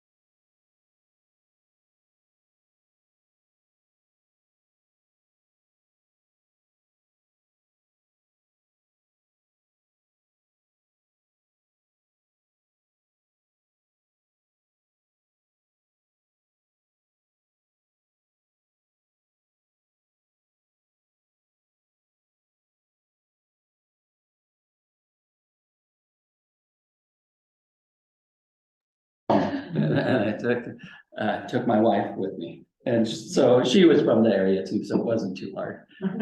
But she did like Fort Collins when we were here, and it was a lot smaller then. And so you could actually tell when school was in session and when it was not in session, because it made a difference on College Avenue. Now it doesn't really make a difference on College Avenue. I grew up under the North Sterling system, irrigated with water from the North Sterling, and I grew up with 8 sisters and a brother. And so I was one of the youngest ones, and I was a boy. So oftentimes we didn't have a shower, and we had a bath. So we had to reuse water. And I was part of the first water reuse project in Colorado.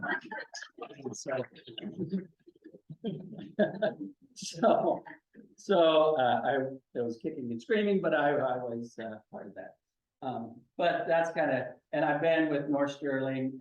So I manage North Sterling and Pruitt reservoirs. North Sterling is 74,590 acre feet. Pruitt is 32,164 acre feet, and their farm reservoirs down in around Sterling area. So 2 big reservoir systems built by the farmers in 1909 to 1911 with horses and sweat and dynamite. And so like North Sterling has 126 miles of large canal, a mile long dam, 80 feet high, and Pruitt has a 3.5 mile long dam. And Pruitt is a supplemental supply to some of the ditches that didn't have enough water in the late summer. North Sterling is the sole supply for the ditches. So that's where I come from. But I've been involved in the South Platte Basin Roundtable since its inception in 2005. I was on several legislative groups to work through the whole well use system in the early 2000s. And I was appointed by the Governor Hickenlooper on the Colorado Water Conservation Board. And for 5 years, I was the South Platte representative. So I represented all y'all here on the South Platte on the Colorado Water Conservation Board. So that's kind of my history of doing a lot of water stuff over my 30 years while I've been at North Sterling Irrigation District. So let's see. Love the quote. Yeah. And that's all you're gonna get. It's the forward.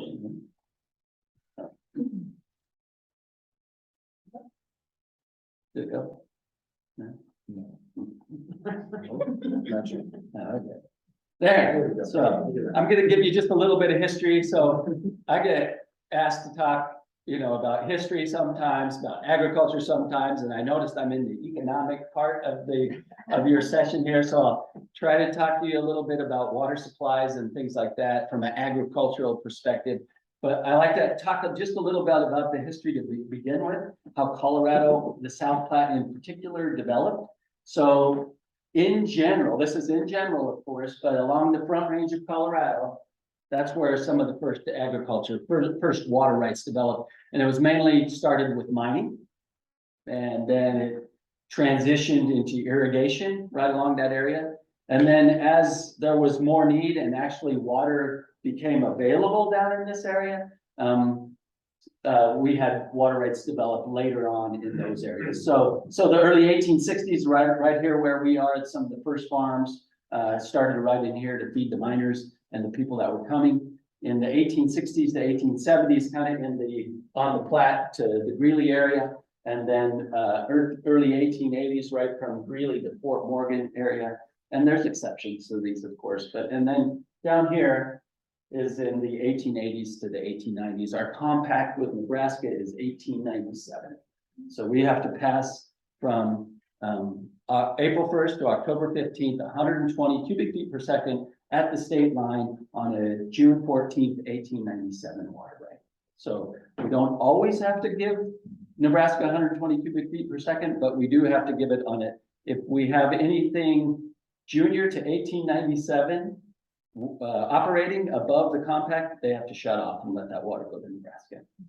But this summer, we had not very much water in Nebraska. It was getting 20 or 30 CFS, but we were meeting the compact because we were we shut off all junior waterways.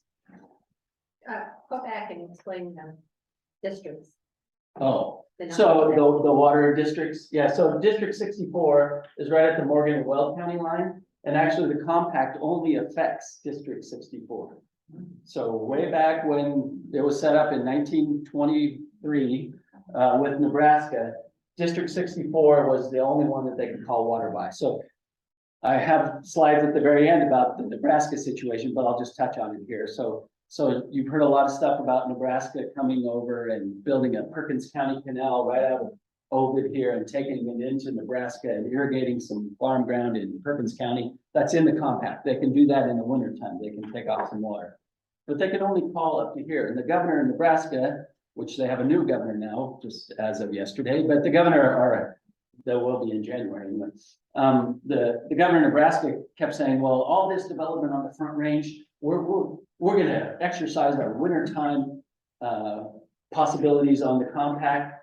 And then it will get that water that these guys are trying to develop. Well, they can't call anywhere past here. So anything we do up here, they can't touch. So you just have to keep that in mind. So he really he doesn't understand the river very well, and it's probably not a feasible project, but Nebraska's looking at it. Well, where were the two reservoirs that you were talking? Oh, that I manage? Yeah. So North Sterling is right here, right north of Sterling. And then Pruitt is just south of Sterling, right on the Washington County line. And there's some other pictures that you might be able to see in the book better. So because you said that that's not possible, that they can't go past that mark, but you making those claims, is the intent then to go to water court if it's not possible, or is there just like a misunderstanding and bad PR? It's not just No, I think it's not possible.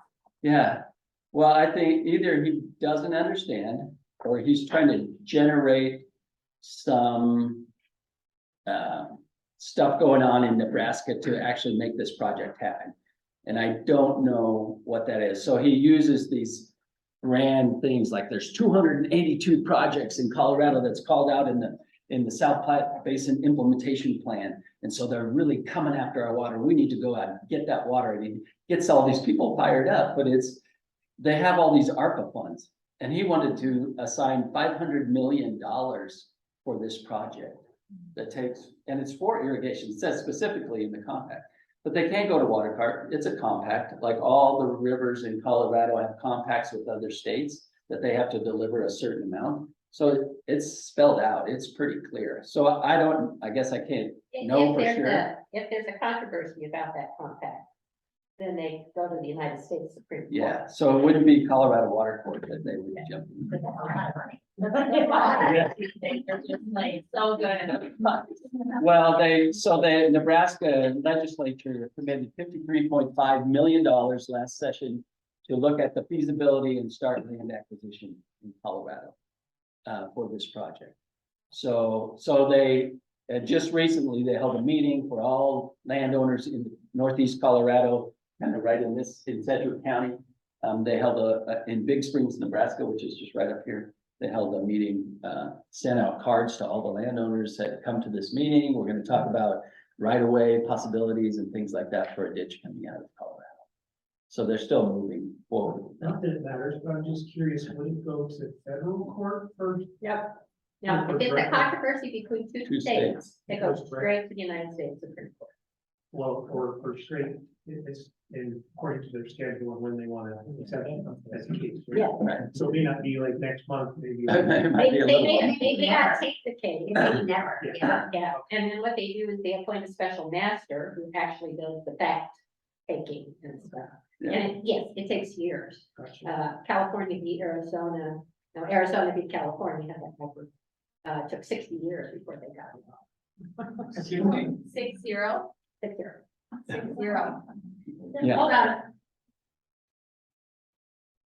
It was 4 years, I'm sorry. Yeah, much better.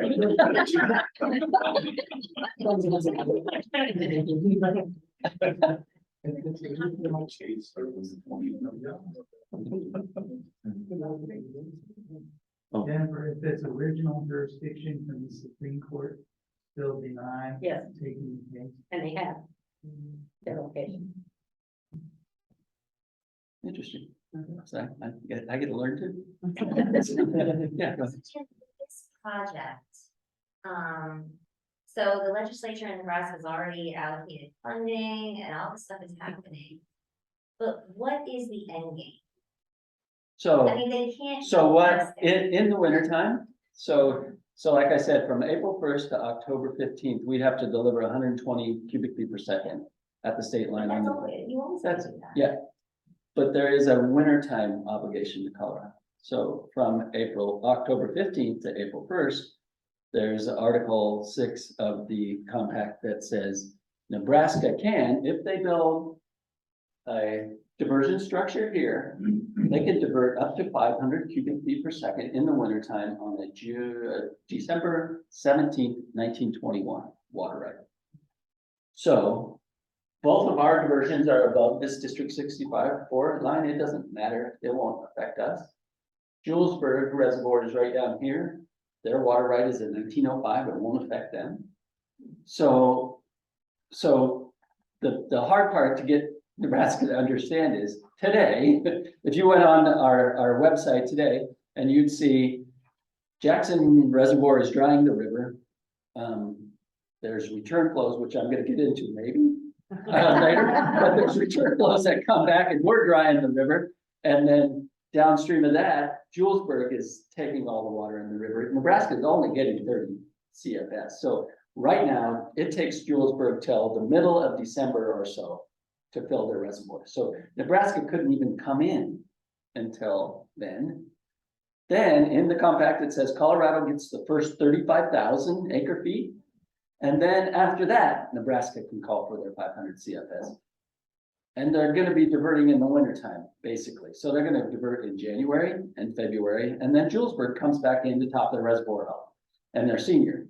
So when I look at it, I just think, you guys don't understand. North Sterling, we have to divert all winter long, and you get about half the water that you would like to get because of ice covering on the ditch, and it's just hard to divert water when it's crunchy and frozen. So it's so we do it though. And so, but we get about half the water of our ditch capacity because everything swells and slows down. So you know, I just don't know if they understand. So I'm hoping that they look at it from a feasibility standpoint and find out that, gosh, it's really not feasible. And it's for irrigation. So they have to store it. So they have to build a storage vessel somewhere in Nebraska. They have to divert it through a ditch all winter long. I mean, and then during snowmelt time, Colorado can come in and use all the snowmelt water that comes off the South Platte River. All we have to deliver is 120 CFS. They can't call that 500 CFS for water right anymore. So, and that's really when we have most of the water that comes out is during snowmelt and some rain events in the summertime. So there. Yeah. That's my main slides. So I wanted to do that. So there we go. So really, on the agriculture development in the South Platte, direct ditch systems, so smaller ditch systems came off, farmers dug them, they started irrigating. Then bigger systems, so Colorado passed a law in the early 1900s, the Irrigation District Law of 1905, and allowed irrigation districts to form. So big, that's what we operate on, North Sterling Irrigation District. And it was formed for the purpose of building a big system. It was $2.4 million back in 1910, which was it's a lot. And so our farmers paid for all that. They went to Chicago, got financing, they built the system, and they ended up paying for it over the years. And so these big reservoir systems came in to bring more irrigated land into production. Then after that, we had transbasin. So CBT, you guys talked about CBT. That was an agricultural water right that brought that over as a supplemental supply to some of these ditches in this area. And we pay money into Northern Colorado Water Conservancy District. So you had the question about you can't reuse CBT shares because all we get out of the whole deal, we pay taxes to Northern, we get the return flows. So that's what we get for paying taxes into Northern, is that it's only one use and anything that isn't used flows down the river to us. So we've paid it ever since the inception of the Northern District. Then there was well development that came in it was dry in the 1950s. We had a big drought, a lot of well development happened in. And then a lot later on, irrigation plants started coming in. So that's kind of the development. I'll talk a little bit about this. This is one of my high-tech drawings that I did. But I like to talk a little bit about administration. So these are 3 ditches in our area. This is the Sterling number 1, 1873 water right, Springdale 1886, Harmony 1895. So this is right in the Sterling area. So Sterling number 1, if it isn't getting all its water, and Springdale's the next one in line, they call all the water by Springdale to get Sterling number 1 their water. So Springdale's out. But there's enough return flows that start coming back to Harmony with an 1895 water right. They actually have water. So Springdale with 1886 is out. Harmony still is going. And that is because it's not just your date, it's your location. So you keep that in mind whenever you're looking at a water right or whatever you're doing. The yield depends not just on the date, but the location of the water right. And that's why you can't just say, well, I'm going to take my Springdale water down here. Well, historically it was taken up here. You can't take it here because you're going to be harming someone else. So if you change a point of diversion like that, it affects other people. And in the back. Talk about how sprinklers impact your return flows. Yeah, I can do that. There shortly. So one of the things that people sometimes people don't realize is all these ditches are unlined earthen ditches. And I have municipalities and other people say, if you farmers would just be more efficient with your water, we'd have enough water to go around. You have all these ditches that are just unlined and they seep. Well, as you can see, Sterling number 1 in the summertime, they'll dry the river completely there. But Harmony, along with several other ditches along here, are fed by this ditch seepage. If this ditch seepage didn't happen, they wouldn't have any water. And so, like Steve just said, what happens is if you start putting, which we did in North Sterling, when I came there, we were about 10% sprinkler irrigated. Now we're 90% sprinkler irrigated. So we're much more efficient with our water. Hardly anything runs off our 40,000 acres of irrigated land. And it affects these guys big time. They're used to that waste, agricultural waste as their water right. And now so I've heard people say we should have some legislation, and there has been some proposed from time to time. If municipalities would just pay farmers to be more efficient, then that saved water can be used in the municipality and both people could benefit from it. But in North Sterling, we're now 90%. We're actually able to irrigate longer in the summer. Our yields have gone up. We probably consume almost 50% more water with our crops because it doesn't run off and doesn't go to these guys. And so, But your yields are way up. our yields are way up. So the only way that you can save any water is to dry up land so that the consumptive use actually goes down. And the only way you can get consumptive use to go down is to physically take acres out of production. So you're growing less. Then that water can be transferred to a municipality, but not the efficiency part. In fact, Kansas sued Colorado and the Arkansas. And one of the claims was that, hey, all of this sprinkler irrigation that you're doing, it's dropping the amount of water that's going across the state line because there's not any waste from running off the farms. And they won.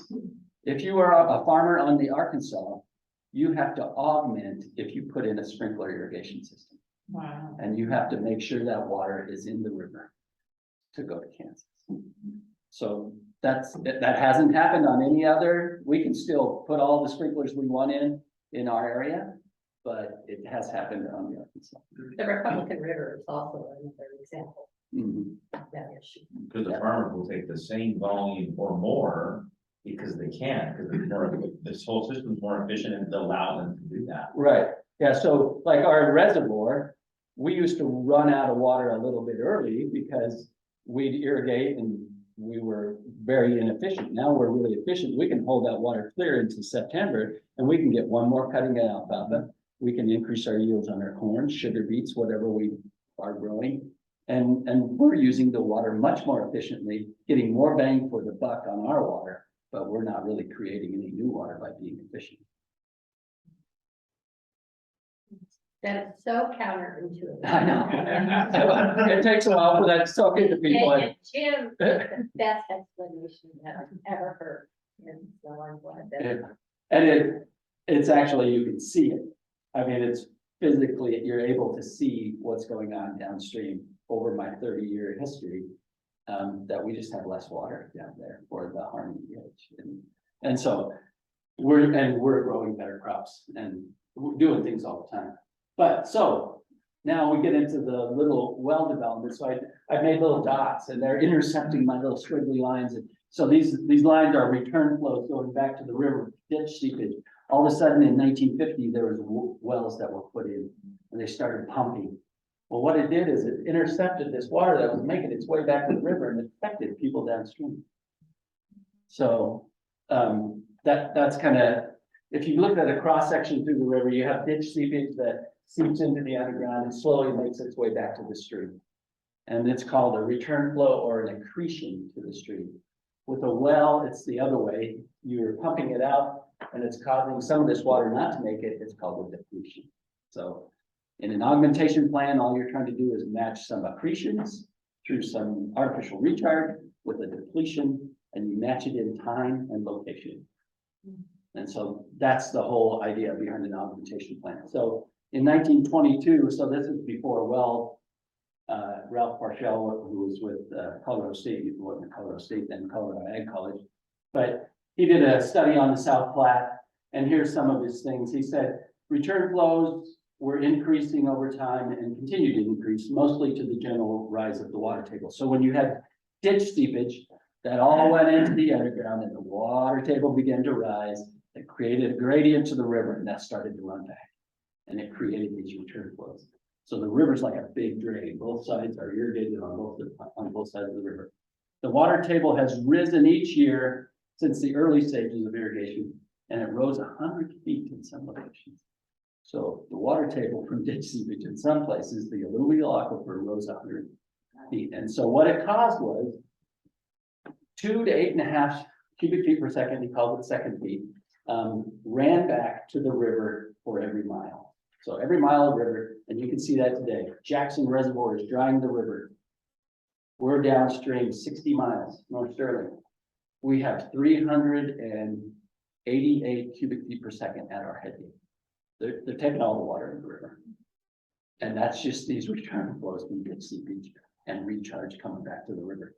We fill our reservoir a lot of the time only on these return flows. So it's a big deal. So when you change your water right, if you go to water court, they make you replace those return flows.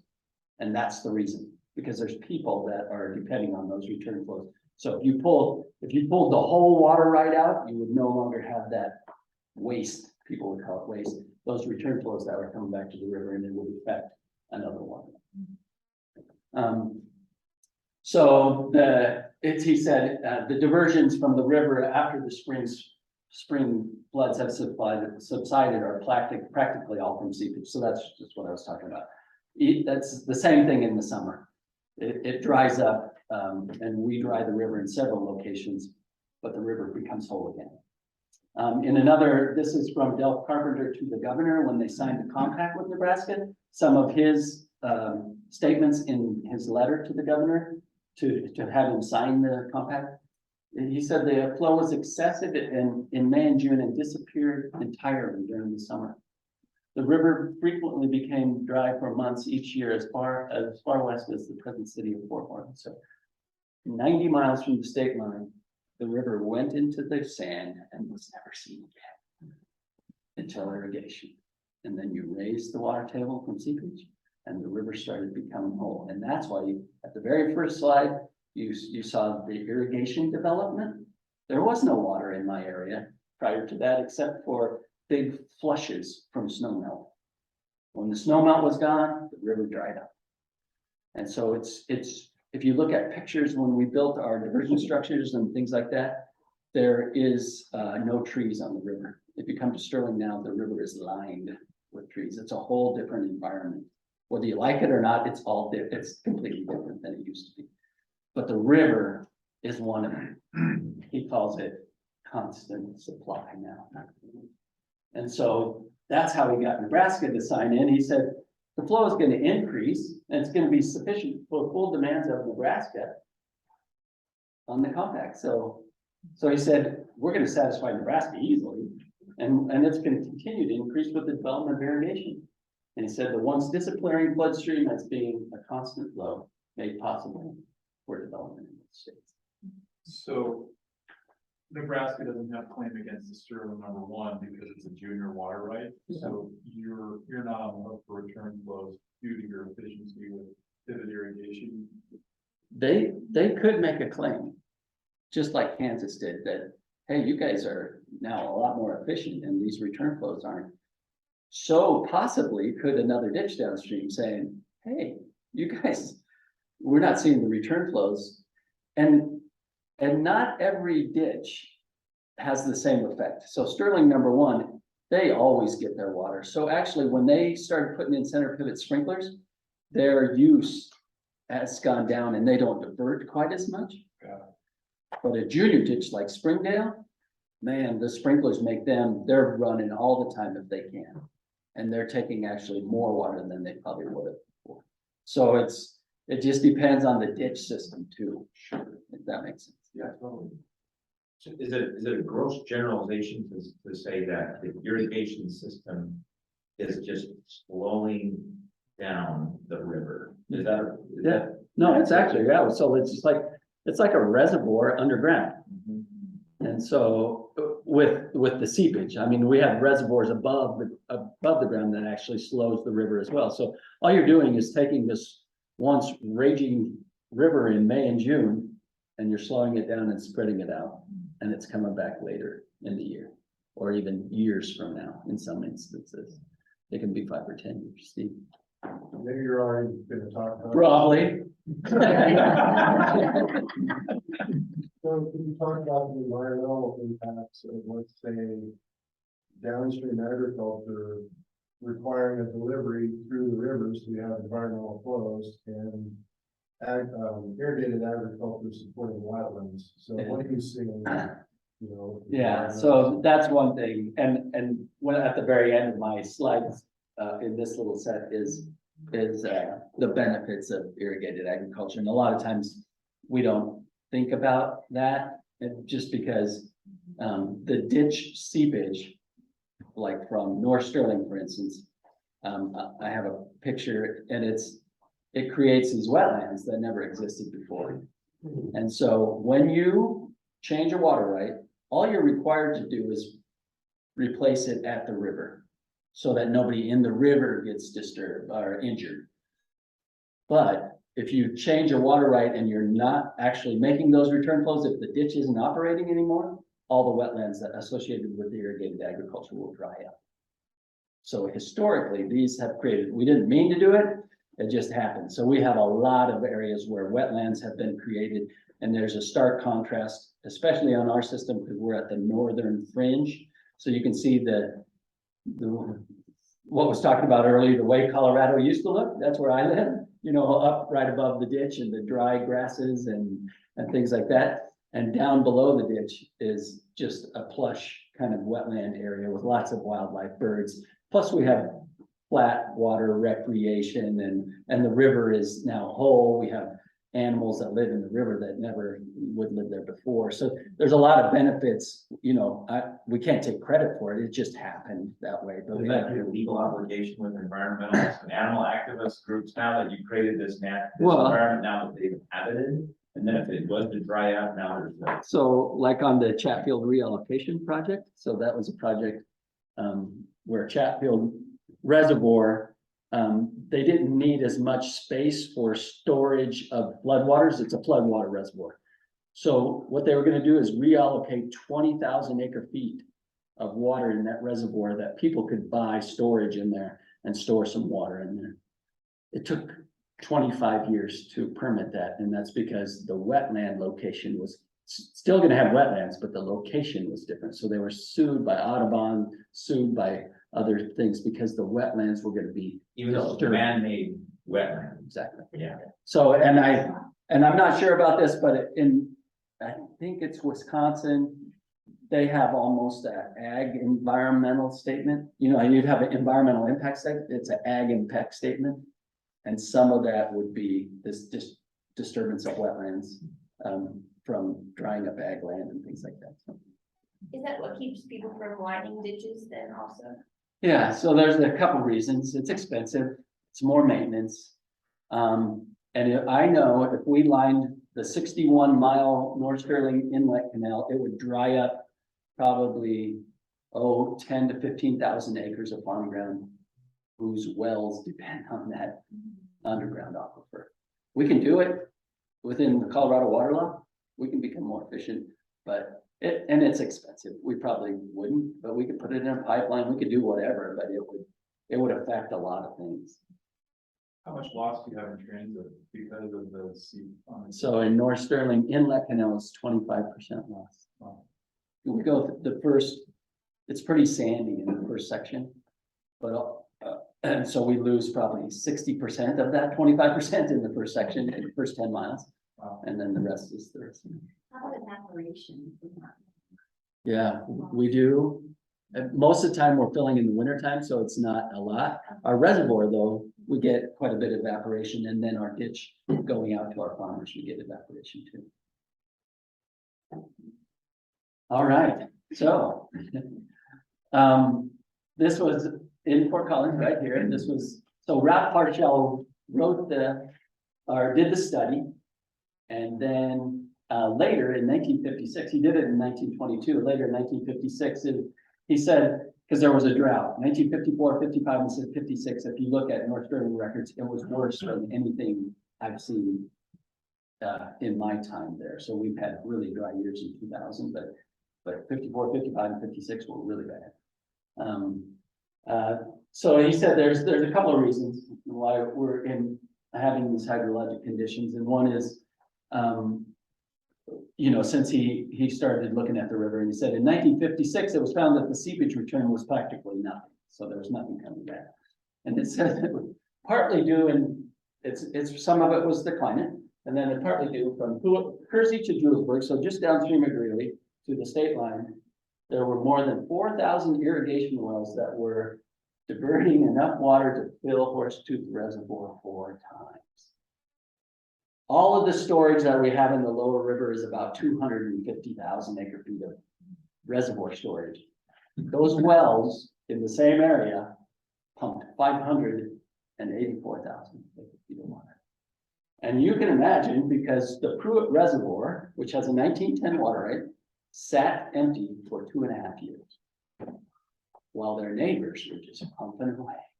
And you can imagine how farmers felt when they looked at, hey, these guys just drilled wells and dried the river up. So Colorado was one of the first states, we're on the cutting edge as far as I'm concerned. They realized that there is a hydrologic connection between the river and the wells. In places like Idaho, Arizona, California, they're letting these guys pump, and it's drying up rivers. And Colorado was different. And we have they started clear back in 1953, starting to look at, okay, how do we regulate this underground water? And then in 1969, this was the big one. This is the Water Rights Determination Act. And that's where they said, we're going to bring wells into the priority system. So if you have a well and you pump it, you have to make up that depletion in time and location. And so they started doing that. And in the 1970s, all the way up to 2000, they had these big augmentation plans. And they said, the state engineer would just kind of rubber stamp them, say, oh, yeah, it looks like you have enough water, let the wells pump. And us surface users were like, I don't know if they're doing enough. And so in 2002, there was an Empire Lodge case, and it basically stated, it was a homeowner's case actually, but it got into some water too. It said the state engineer doesn't have the authority to continue to give these people temporary substitute water supply plants, they're called. State engineer doesn't have the authority to do that. So what that did is threw everything into, all these wells were operating on temporary substitute water supply plant. They had to go to water court. Jim, can I interrupt you? Uh-huh. So Amy Beatty, remember she said Justice Hobbs said there was that one case that did he do the right thing? That's the case. Yeah, and it made a difference to us. So now all these wells have to replace. So they really went to work. Our farmers spent a lot of money to get augmentation plans for their wells. So so this is where all those wells are, really to the state line. But they came, instead of one great big augmentation plan, there was a lot aligned with ditches. And so these guys will take water when there's water available, either runoff, and they got water rights decreed for that in the early 2000s. So there are times in our area where you can take water during snow melt or sometimes in the winter if the reservoirs are full, and you can take water through your ditch, put it into a pond, and you can let it recharge the aquifer and you get credit for that. And then you do all this accounting to make sure that your well pumping matches your accretions from your recharge. And so we have all these plans that developed. So they've done a lot of work there. And the difference it made was, so when Ralph Marshall did his study, this is kind of the return flows to the river. So this is cubic feet per second per mile. So when Ralph Marshall, this is what he found. It was from about 7 to 4 cubic feet per second per mile, depending on where you were. Further down the river, so this is Kersey, this is towards the state line. In 2002, when it was really dry, before these wells really started replacing, here's what we found. So there wasn't as much water coming back because the wells were still pumping. In 2012, which was almost similar to 2002 as far as hydrologic conditions, it jumped right back up to where Ralph Marshall found it. So our wells are replacing in time and location, and they're not injuring people anymore. So it made a big difference on it, and that's why we have 388 cubic feet per second at our reservoir diversion today. Was that period of injury just sort of too bad, so sad? Yeah. No, there wasn't any compensation, or there was no judgments or anything like that. Made it just kind of like you had the season of 30 years where it was kind of a free for all. Right. And then the lawn order came. Right. And there were augmentation plans, but they just weren't replacing in the location and the amount that they should have been. So, yeah, so we didn't really, the state engineer was allowing it. There were people complaining, but it never really came to a head till this Supreme Court case. So something that I like to show is just the average supply for the South Platte Basin is 1.4 million acre feet. That's the native supply that we have. There's 400,000 acre feet generated from transbasin diversion projects, so CBT and water that's brought over here. So that's another supply, 1.8. Then there's about 30,000 acre feet from non-tributary groundwater, especially in this South Metro area, like Parker and some of those places that have deep wells that they pump. They get about 30,000 there. So if you look at it, it's about 1.83 million acre feet that are our supply. The average diversions from the South Platte, we are back up again to tributary groundwater because they're replacing it. They're pumping 500,000 again, but they're replacing it. We divert 4 million acre feet in service. And we send 300,000 to Nebraska. So if you look at that, you think, well, that doesn't make any sense. 4.8 million acre feet that we use, 1.83 every year that we get. And it's all because of these return flows and what people would call waste from farmers, because the guys downstream that are diverting really only get water that we waste. And so we use it and we reuse it and we reuse it. And the South Platte is a very, very, very efficient system. From Denver to the state line, it's reused about 7 times. Wow. And so, and that's just from farmers seeping into the underground or running off their fields or whatever it may be, but they use it and use it and use it. So when everybody talks about reuse, we already do it. How long does it take snow melt to get to Nebraska? Well, it depends on, how hot it gets and things like that. So right now, if snow melt occurs, we almost have to get rain with it for us to get any of that snow melt, unless it's just a big influx of snow melt. Yeah. But most years, So just if it's in the river, it would take, let's say, from up here, it's probably 15 days or so to make it to Nebraska when it starts melting in that. The amount of reuse, I mean, is it like a year? Oh, well, it still can make its way if there's enough water in the river, but with reuse, yeah, it could be a longer time than that, because you're putting it away, and just like you're slowing the river down, but it's coming back, it all comes back eventually. So, yeah. So you're describing a pretty efficient system with 7 times reuse. And just before you know, the developer was saying, how expensive an eighth of a foot of water is.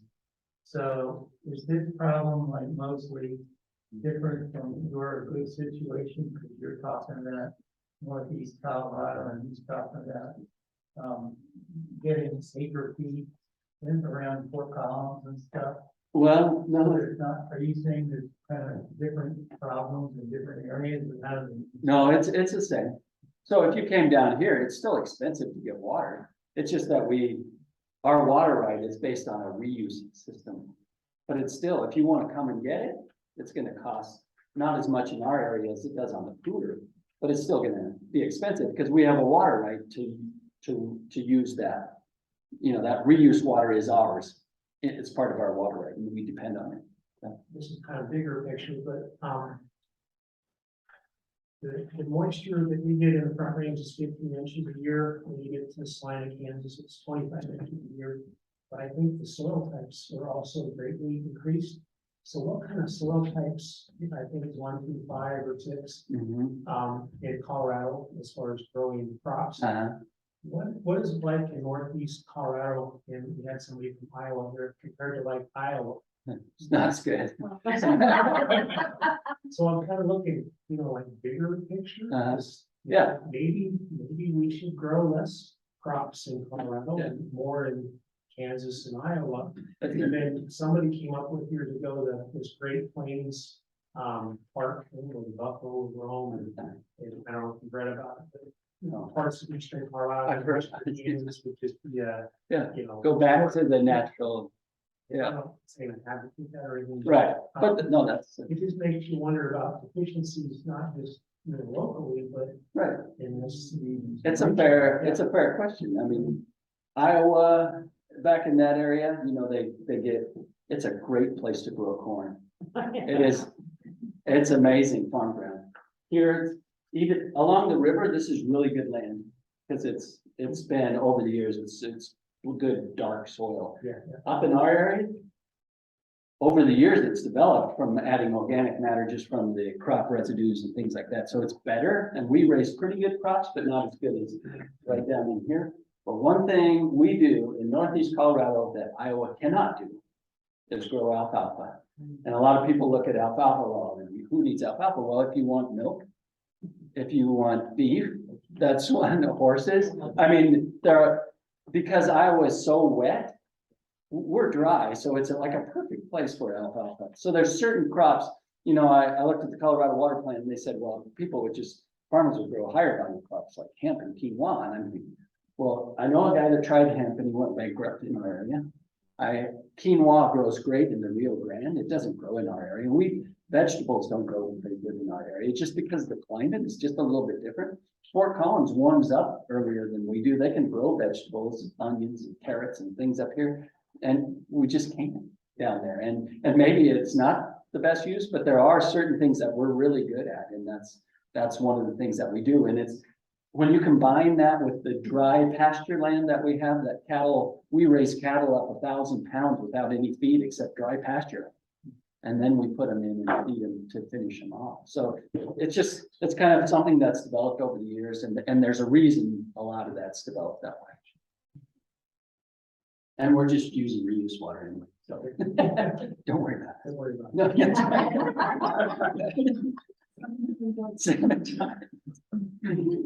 So, and I already talked about the benefits of Irrigate Act, but this is where I live, right here. So this is the North Sterling Canal that goes through here. And you can see the distinguishing, so we're on the upper end of and you can see this is all wetlands that is developed from the the ditch seepage and things like that. And some of that goes into a creek and actually goes back to the river and supplies other ditches. But this, you can see this is all dry pasture land up there. So when we get rain, it looks pretty good. When we don't, this year it didn't look very good, so. You know, in Colorado, I'm not gonna have time to go through my other part, but in Colorado, you just have to keep in mind, the South Platte is a really hardworking river, and anything you do on it tweaks, you know, any kind of tweaks you do legislatively or in the water world, it affects somebody, because we're just so efficient on our river. And we have most of the population, 80% of the population. And we also have, we have 9 of the top 10 counties in Northeast Colorado for ag.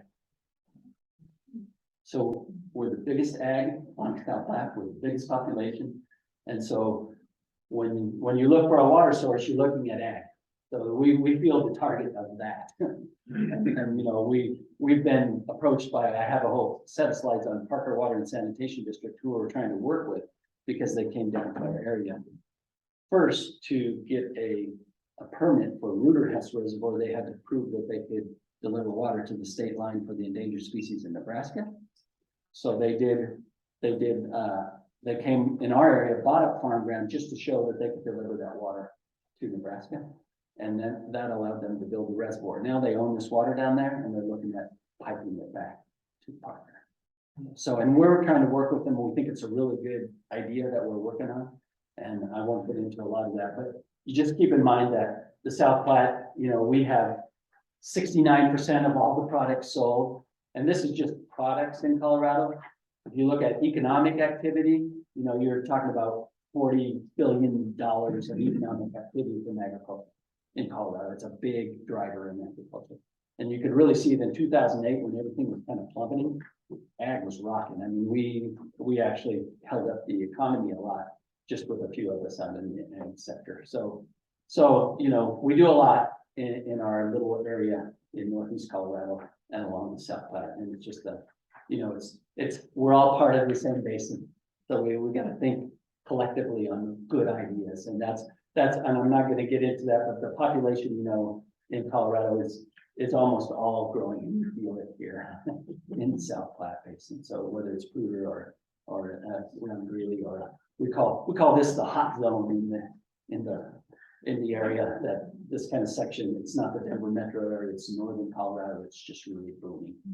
And so that's what's looking for water. And so that's what we're trying to provide some of that. And we have a big gap that we have to meet statewide.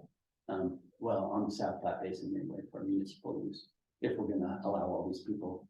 And probably a lot of it will come from agriculture. I mean, 20% of agriculture is going to dry up just from the population growing over farm ground and then drying up the land that municipalities already own. Just those two things, the amount of the irrigated agriculture is going to decrease by 20%. So we're just trying to maintain some agriculture in our area, but you know, in municipal and industrial, they're doing a lot of projects, drying up of agriculture, but this is the project that we're looking at. We're looking at some leases and things like that. And being, you know, you talked about municipalities owning enough water so that in the driest of years, they can meet their demand. And I try to get municipalities to think a little bit different. How about we have some shared infrastructure that in the driest of years, you lease some water from farms to help recover your reservoir, and then we go back farming again. Because just like you heard, you know, they're not allowing, as you have to bring more water to the table than they're allowing you to use. I just heard the guy before me up there. Yeah, Patrick said that. So, and that's the reason they're holding on to that for the driest of years. Rather than having used to be the bluegrass reservoir that you could dry up the grass in your yard and make your people not irrigate your grass and then recover for a few years. What if you allowed farmers to be that recovery? And you had some water sharing agreements for a long term that municipalities could rely on 2 or 3 years out of 10 or whatever it might take, so that those reservoirs could recover. And then we can on those average and good years, we'll just be farming. So, no, that's the kind of thing that we're looking at. We're trying to change the mentality and do some things a little bit different. And that's really, you know, we're doing a lot of projects in northern Colorado and on the South Platte. And the one that I've been working on is the Top Valley Water Partnership, and that's what we're doing. So that's, but you guys had a lot of questions, so I'm not gonna get to that part, but that's, but yeah, I hope you learned a little bit about what we do, and maybe someday I'll come back and talk about that. Thank you.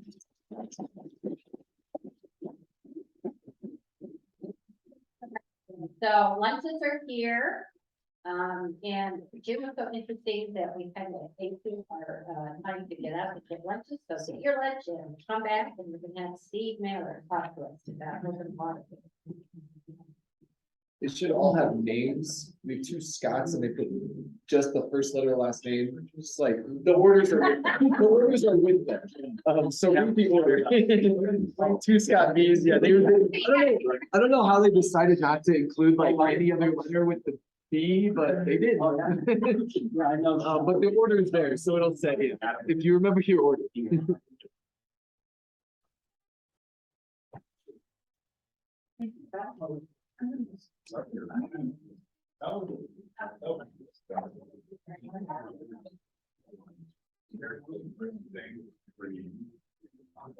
I know, great.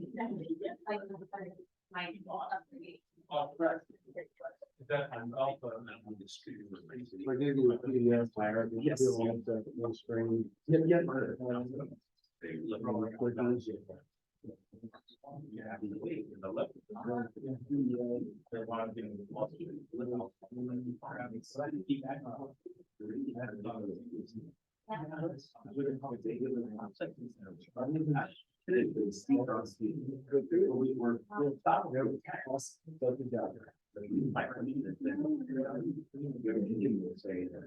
My best to take a seat right here while you finish that up, while we organize ourselves.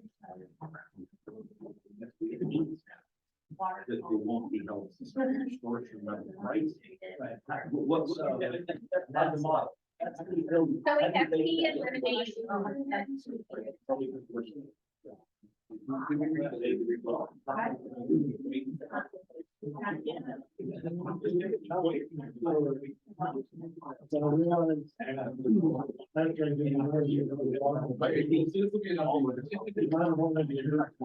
Something more personal. More water. Still respect the market. Also, I was 4 years. You know, I find my wife, you know, in the water. Finally, No, that's probably the hardest thing. We almost have to have my son, fortunately, within the tractor or whatever. we're all over and stuff. Sophomore, we're like this, three of them.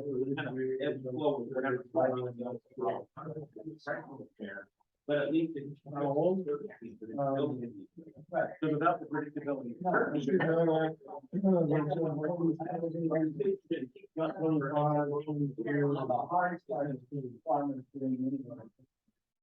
That and the city buying into the city. Those 2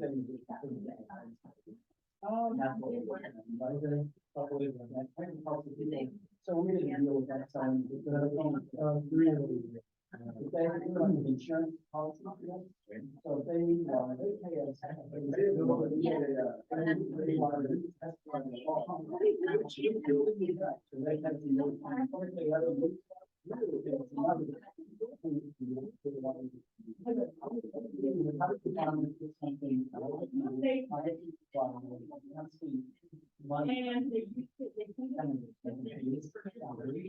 And then they ever use the water.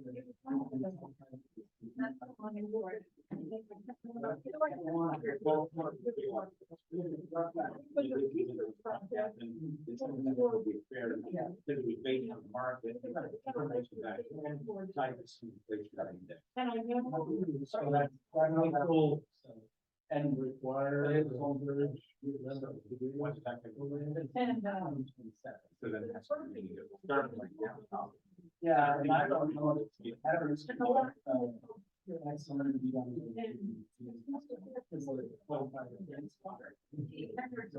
The water. We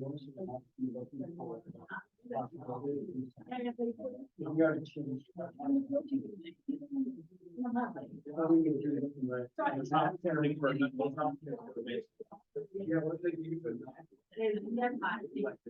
yeah, Water. And so you, But there's a woman. you know, with the subdivision, you need water. Like a deep- Well, you have big. is, You can the do clean it. about cities, gray water, yes, too. But yeah, we run it. Yeah. 50 years of water. But I didn't know that water. Oh, the statue. So maybe that's something that. Oh, it was like, that too, and I'm wondering.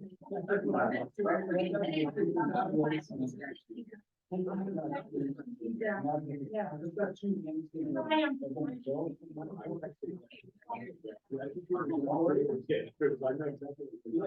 So we didn't talk about it. I didn't know all the. I have all the things. And it's pretty good. But I had to buy water to use the source to make it. So that's where we come in, but. They're both the same. Right, in practicality. You know, I heard about. They just need to demonstrate. There wasn't. Not farm. Yeah, exactly. So that's the balance. Because they were using water in other places. So that's what we're doing. But since that time, they've already. We have a preschool program, I'll call it. Yeah. And the federal funding. So if we part of that and part of that. Yeah, exactly. Home of that. That was one, because they said, welcome back. Yeah. Yeah. Figured out. You can change. That. Just change it. They will look like this, leave the dark. Feedback. Yeah. Same way. He's got permit. Harvard communities not finding. They own some.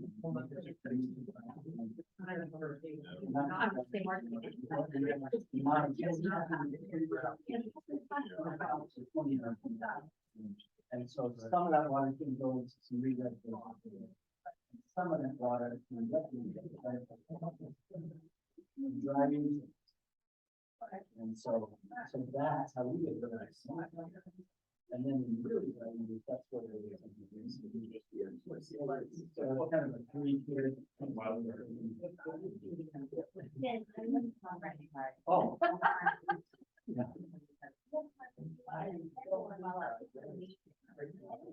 Is that the current drought? They email me. Okay. Okay. Okay. But that is not bad right now. Couple years ago. Oh, you're one quarter in. Let's say we forgot.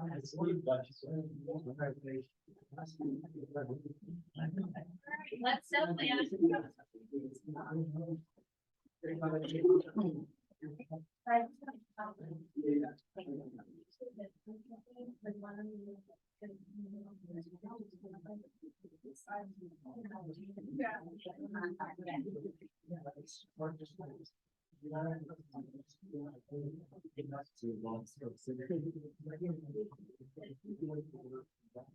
Yeah, there's a big news. So. You better have this.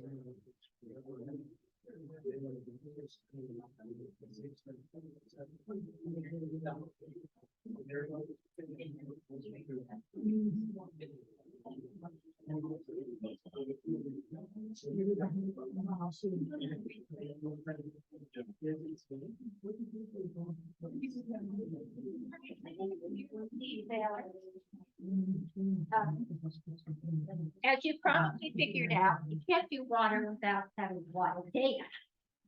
And you've heard a lot from the commissioners, from Jim, all these speakers, we have to keep track of that water. We have to measure it. And Steve is, that's kind of his life. What data's out there, how to get it, how to use it. And all of that, he can introduce himself. But the thing I have to tell you about Steve, he has, he's probably a teenage son, that's right. What's that? Your son, how old is he now? Oh, he's 16, yeah, 16. So when his son was younger, Steve and his son built this incredible Lego layout of water, where it goes, how it's used, comes back into the system. And if you ever have the, and it almost still is really true. If you ever have the opportunity to see showing that like a Colorado Water Conference or something, go see that. Thanks for being here. Hey, thank you. Yeah, so I'm the founder and CEO of the Open Water Foundation. We're located in the Innisphere building, which is a startup incubator here in Fort Collins. And I'm going to talk to you about, it says data and information for water development. I'm not going to tell you how to find the right information to develop a farm to turn it into houses. You know, you've kind of been hearing different aspects of that. It's not as simple as that. So I'm going to paint a little bit of a broader picture, but you'll hopefully see how the dots get connected. On the picture here, this is the Big Thompson River, actually from September of 2013. I don't know how many of you are new to the area, but we had a significant flood event there. A little bit more about myself. I grew up in La Junta, so this was near Crowley County where the massive dry-up occurred, so I've seen that. I graduated from CSU, that seems to be a theme, civil engineering. In addition to open water, I am a partner in a company called Trilink Systems, and we do environmental data collection and flood warning systems. Why might that be interesting? Well, some of our clients are Clark County, Nevada, which is Las Vegas, Maricopa County, which is Phoenix, Los Angeles, Southern California. So these are all the high demand areas in the Colorado River. So I'm trying to connect the dots on that as well. I went through Water Education in Colorado's program a few years ago, and then I served on the Fort Collins Water Board, so I have that perspective. And I'm a member of the Food Rebels Through It group, which you may have heard about. So my family, when we go on vacation, we do water stuff. There's 3 of the 6 of us do that kind of thing. So we look at stream gauges, and here's the Lego model here, which is on a shelf. COVID kind of shut us down, but we didn't tear it apart yet. And then here's our garden stuff, and that's a snow station. So I'm sorry I'm blocking it. Open Water Foundation is a nonprofit social enterprise. We focus on open source software solutions and open data to make better decisions about water. So today I'm going to provide some examples of data and their sources. Really want to highlight context, including spatial and temporal, and the concept of annotations. So people that have these nuggets of history and whatnot, we can annotate our data sets and information, really increase the value and the comprehension of that. I'll provide lots of examples. I want to emphasize interoperability and automation and operational efficiency. There's so much data out there that we have to become really efficient at using it, right? And that's kind of what we focus on. And then I'll be talking about community-based information and decision. And community can mean many things in this day and age, as you know. I use the word tribal, tribes and whatnot, which gets confusing when there's actually tribes involved. So I have to be careful with that. But different ways that people organize themselves. And then, of course, water touches everything, and you're going to see some examples of that. This is a great slide that shows that data on the bottom, it doesn't have much value until you add some context to it. Then it becomes information and moves up to decisions eventually. And I quite often hear about gray infrastructure, that's the concrete, things like that. If you're coming from the environmental side, there's the natural infrastructure, right? And people are all about beavers nowadays, introducing beavers. We talked about the irrigation, right, spreading water out. Well, the beavers up in the headwaters, they kind of slow down the floods and everything too. That's a different way of looking about it. I like to talk about data and information as infrastructure, and it's another thing that we have to fund and do well. So there's a report from the World Economic Forum that comes out every year that talks about risk.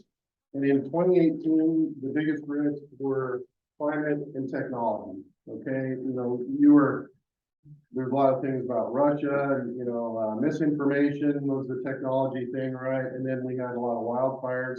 Well, of course, we had COVID and other things since then. Well, in 2022, if you look at this report, the top three are climate action failure, extreme weather, biodiversity loss. So biodiversity could be like the Amazon rainforest or wildfires, right, or whatever it may be.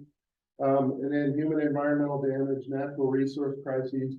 So three of these, I think, are directly water related, and you can probably make the connection for the other ones. So if you're looking at really big picture, I encourage you to look at this report. So let me give you some examples of context. So the drought monitor is really useful, and I'm going to start, there's a website, tutor.openwaterfoundation.org, that I'm pulling all this from, and you can go to that.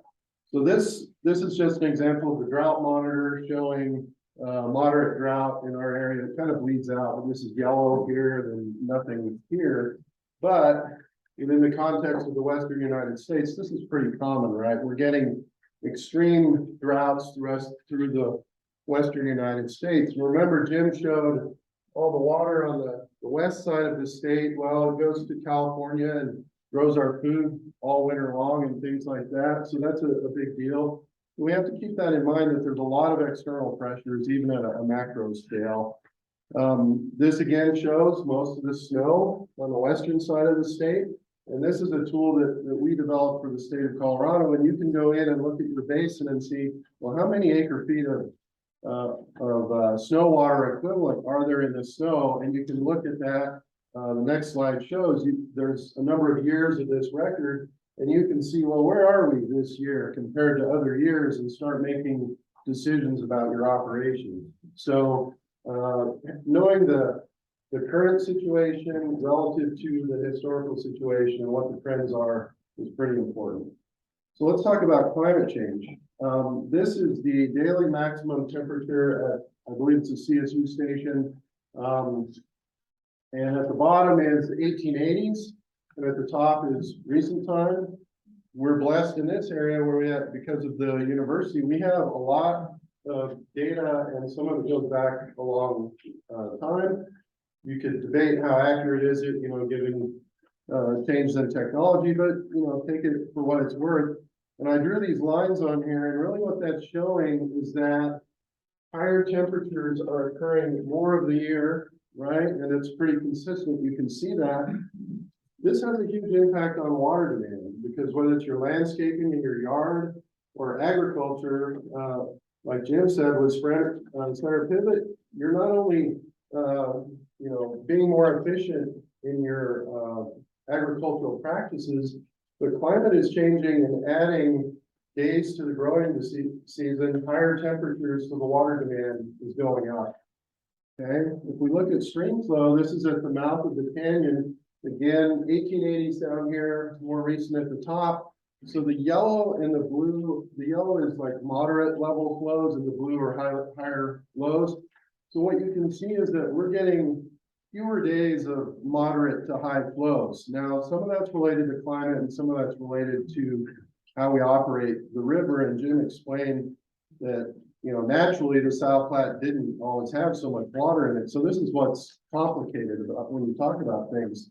So, but it is what it is. This is what is happening on the river. And I've annotated this with some historical events. Chambers Lake blew out in 1891, and there was a flood there, very concentrated. Well, the flow was estimated at 21,000 CFS, okay? In 2013, we had a flood, and the flow was 8,000 CFS. So the Chambers flood, emptied out that reservoir 3 times approximately the flow for a very short period of time. This event in 2013, which occurred in September, which was really weird. Well, look at the 2 years after that. All of that rain over the entire basin, this is kind of return flows from the whole basin. We got 2 years of supply out of that, okay? So the natural disasters, the floods, yes, they can have a very acute impact, but depending on the type of event, they can actually provide us with a lot of water, okay? And then CBT started delivering water in 1947. It's hard to figure out how that impacts things because they delivered water and water was taken out. It's not like it just became part of the natural system, but you have to look at these things to understand the context, okay? The number of new daily high temperatures, okay? So you would expect over time that we would get more and more high temperatures as, you know, history goes on. This is in Fort Collins at the CSU weather station. And we've had more and more high temperatures, okay? And I've looked on the news and, you know, I picked this headline, multiple temperature records fall in Colorado amid heat wave, you know, insert the date here. Because this is going to happen over and over again, right? The higher temperatures impact, again, the landscape and the water demand and the growing season. In this case, is there a heat island effect? There's a lot of concrete and stuff there. Well, maybe that's causing it. All right, let's look at Joe Wright Reservoir, which is at the top of Cameron Pass. And this is a shorter record, but we saw a lot of these new high temperature records. And what you will see is they are occurring more often, not in July and August, but in the wintertime. Okay, and so you can start to connect the dots between higher temperatures, you know, longer, warmer season, but spreading out into the winter months. And that's how this relates. Okay. All right. So growth, is it going to result in increased water demand? Okay. There's a whole bunch of folks out there that say, well, we can just conserve water and we can continue to grow and it'll all work out. Maybe, okay? So in this case, this is a map on this Tudor site that shows the municipalities. It has the polygons of the growth management areas as well as markers that you can click on each municipality. And the point I'll make is when you conserve the water now, you still have to move it through time, right? You need to deliver that in the summer months or whenever you're trying to conserve it for. So you need storage. So that brings in the question of, is it Halligan Reservoir? Is it mist? How do we, you know, it's like your bank account, right? If you don't buy your coffee today, you save the money in your wallet or your savings account and you spend it on your Christmas list or whatever, right? People understand that, but it's the same thing with water, okay? So let's look at population. You see this for the larger municipalities on the left. So this is Fort Collins population, and this is observed. I haven't updated it for this year. It comes out from NOAA in October, so I'll have new data out there. But for larger entities, you tend to see that more steady growth.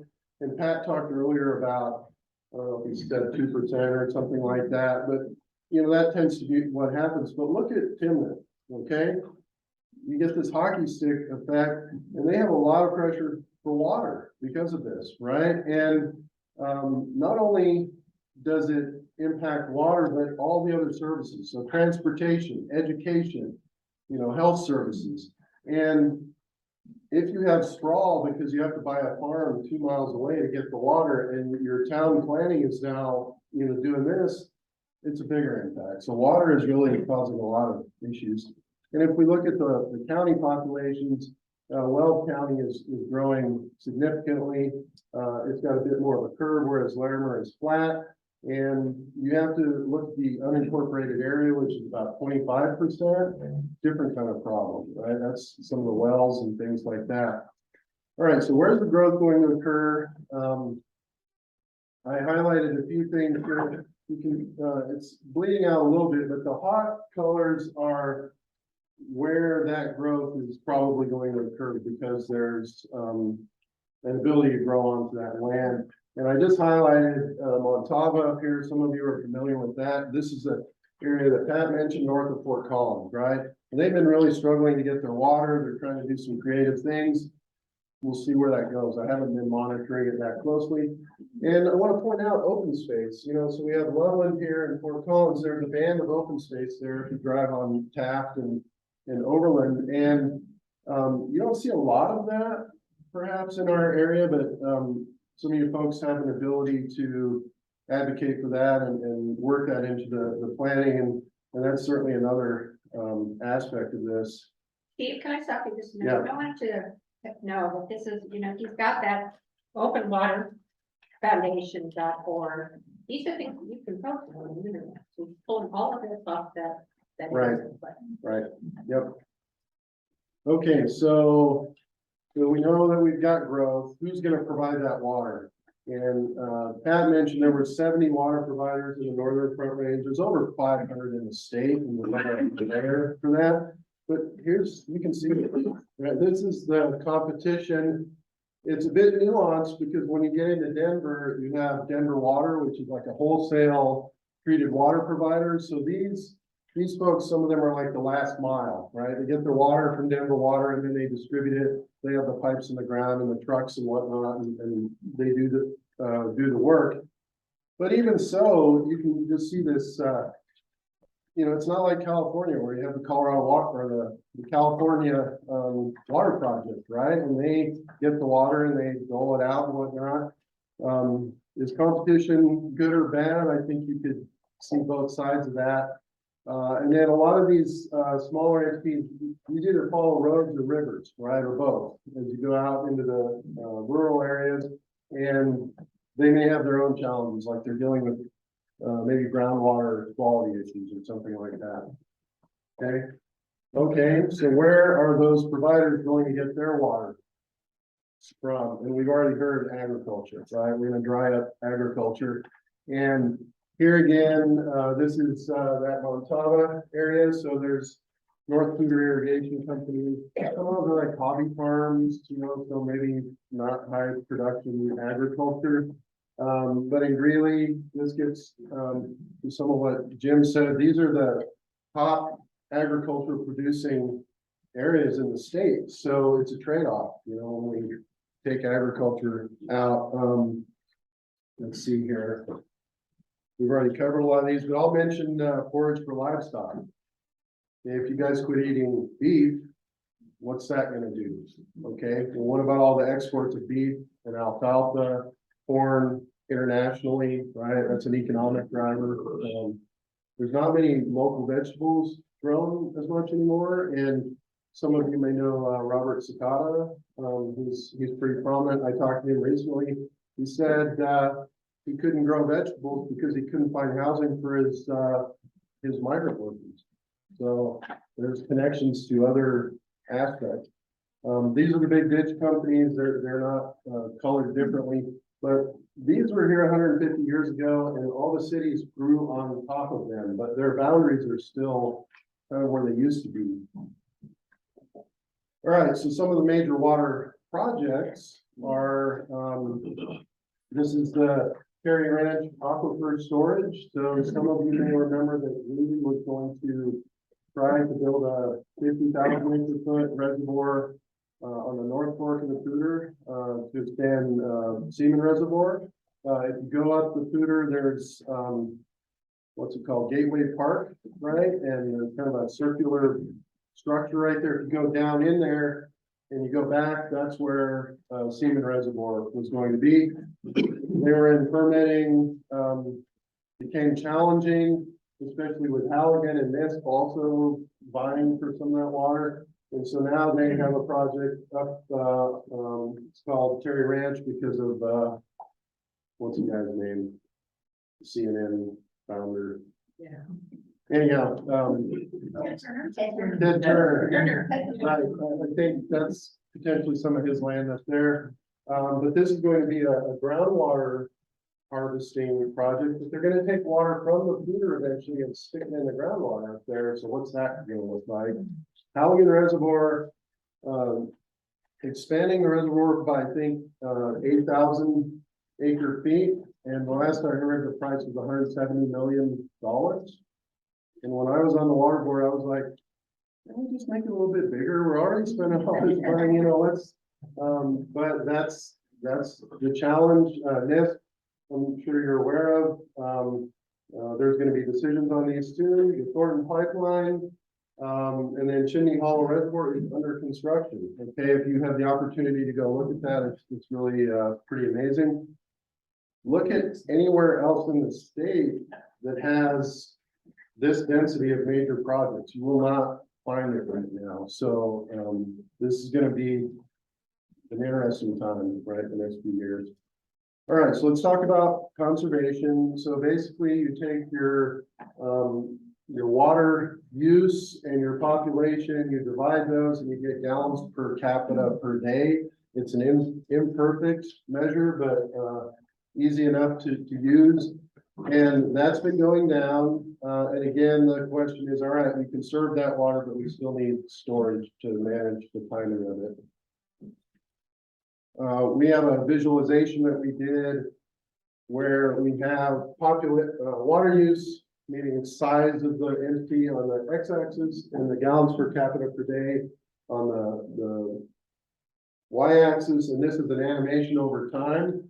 And I've frozen it at the end. And what this shows you is that the big water entities are the most efficient. Okay, Denver Water, Fort Collins and Greeley are in here. Economies of scale, whatever the reason is, money to spend on conservation programs, turf replacement, whatever it may be, they are the most efficient, okay? So you can give them a hard time, motivate them, whatever, but they're already moving the needle. And if you hear a presentation from Denver Water, they will tell you, we are serving however many more people today with the water supply of 1970 or something, right? So they're doing a great job. We'll look at these outliers. Okay, small towns that have tourism, dairies, that they're supplying with their water utility. You have to understand the context of what they're dealing with. All right, wildfires and floods is another driver. We integrated the Larimer County flood warning system. That's my other company, able to hook that in. So we do that kind of thing. All right, so data and information sources, the state of Colorado, federal data sources. If you go to this website, we link to those and continually putting more information. I'll kind of go through a few of the specifics here. So we have, if you go to that Hooter website and you click on the little menus, there's an information link and it will take you to a page where you can get to the data set. And so if you want to take the data and do something else with it, you can do that. This is that municipal water providers layer, which you can get as an Excel spreadsheet if you want. State of Colorado had. Is there a big balance sheet as well? I'll get to that very shortly. So the Colorado's Decision Support System website, the URL is there. That's where a lot of the water right, diversion records, things like that folks use to try to find water for development and whatnot. That's going to be in there, but you're going to need to hire an engineer or somebody if that's the kind of work you're doing. There's a thing called the Colorado Information Marketplace, which is an open data portal, and you're going to find all kinds of things there. Like the Secretary of State has all the business listings. Okay, so you can go into that and search for dairies or search for brewery or ski resort or whatever. And most of them are not too devious about naming their business, so it's like, well, I got 80% of what I wanted to find. So there's useful things in there. And then the automation and interoperability, this is just a screenshot to show that we automate pulling all this data together and processing it up. And we're a nonprofit, we do open stuff. And so part of what we're trying to do is make it easier for everybody to understand how that happens. We're working on indicators. This is a prototype, but basically for you folks or the public, you could go to this and say, well, how are we doing? And it has indicators for all kinds of different things. There's a lot of 42s because that's the Hitchhiker Guide to the Galaxy. Those will get enabled, as we get more funding. And then this is an example of a dashboard to show how are we doing with water supply, with the drought indicator, the flows on the river, the storage in the reservoirs. It's easier to do this at a regional level. It's hard to do it for every one of your organizations, because I can't reach into your data quite as easily. All right, so publishing data, we put it out on the cloud. You may have heard about ArcGIS Online, things like that. That's the kind of things we do. All right, so some closing thoughts. Dedication policy, we've already talked about that. That's a big driver. If you can just give money, then the local utility can figure out how best to get that water. But if you have to bring the water rights, you're probably going to dry up ag and create sprawl and things like that. Yeah, senior portfolios need cash for infrastructure, like Halligan. Junior portfolios need the water rights, right? If we keep water in the Poudre and the Big Thompson, we have options. If that water goes to Denver, especially from the top of the basin to Denver, Thornton Pipeline's an example, that decreases the options in the basin. Regional planning is good. Climate change is going to be a major disruptor. Okay. All of your policies and plans, you have to pick something and say, all right, that's what we're requiring for people. It's getting worse, right? So do you keep changing your policies or plan for the future? Water's complicated, so people struggle to understand. Usually, this is my final slide. Publish your data, support regional coordination, funding. I need funding for this kind of work, and other people need funding as well. So last night at the South Platte Roundtable, I was presenting for the Big Thompson website and the St. Vrain website, and I believe Mr. Yon over here made the motion to approve that. So we have a chunk of money from the Colorado Water Conservation Board. So in the next year, there will be a Big Thompson website as well. And I have a proposal in to you folks. It was hard for me to figure out whether to do the Poudre or the Estes Park or whatever, or the Fort Collins or Estes Park thing. Water Literate Leaders, you guys need to absorb as much of this as you can, and I appreciate you all doing this so we can have data-driven, science-driven policy decisions, and then keep innovating and collaborating. So, all right.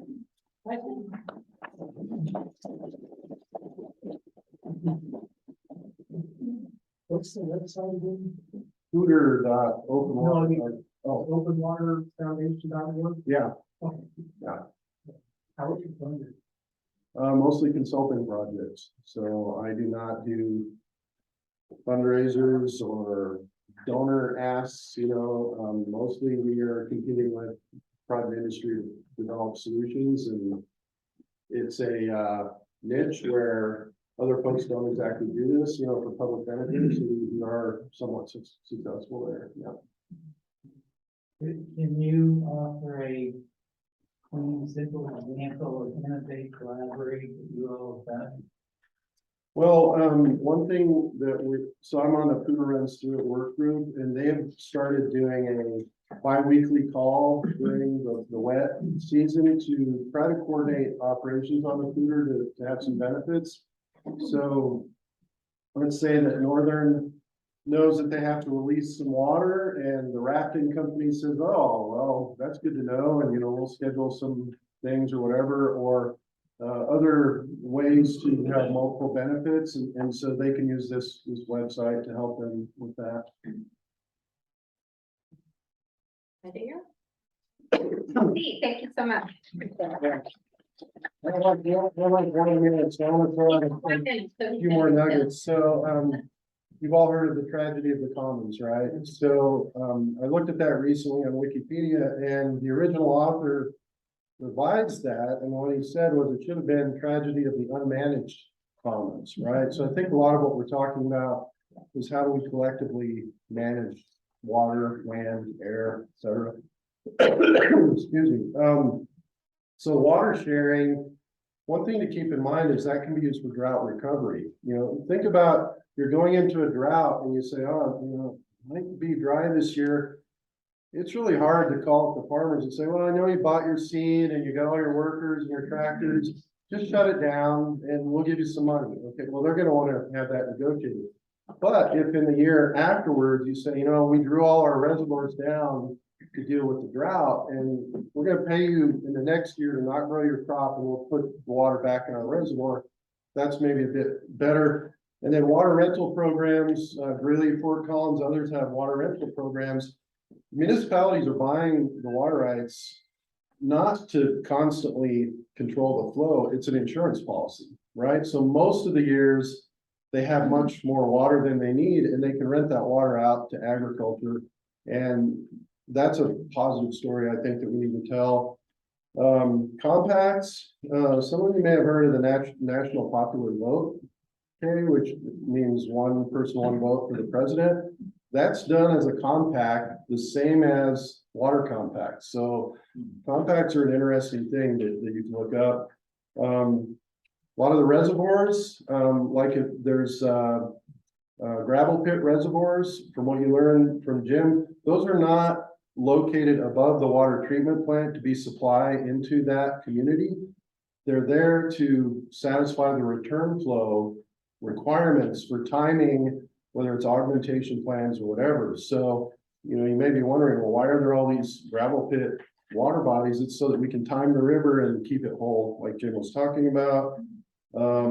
Center pivot happened with electrification. If you ever go to Brookings, South Dakota State University, they have a great museum that talks about the electrification and all that. Eric Wilkinson of Northern Water was the general manager, retired. He will tell you the reason that center pivots go in for agriculture is not because of efficiency, it's labor. Because you can't, you know, put the little pipes on the ditch. There's not labor to do it, it's inefficient, but if you pay for a center pivot system, you don't need any people to do that work. So some things to think about. All right. Great.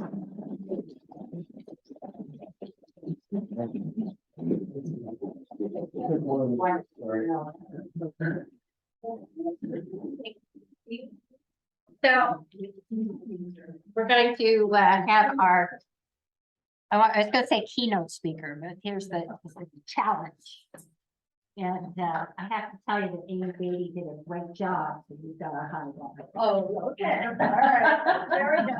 So this is, you're seeing all of our favorite people, it's like, you know, we have to go to see Jennifer, Steve, and all of those guys.